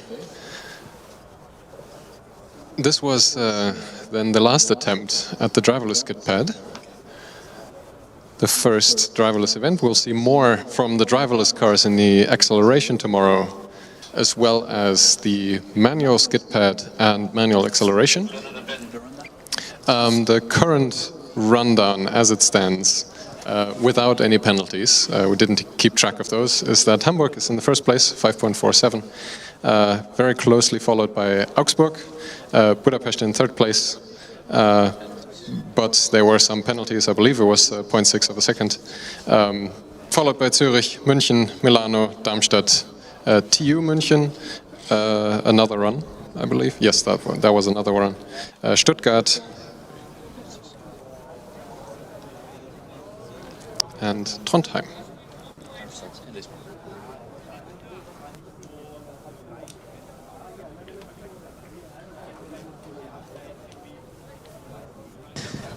anyways, yeah, those are the provisional results. Everything will be posted in time on the FSG website. Just like to thank you on behalf of all of us for listening to us in the stands and the live stream. It's been a real roller coaster this afternoon of some very busy periods, some very quiet periods, some quite impressive engineering and some quite poor jokes.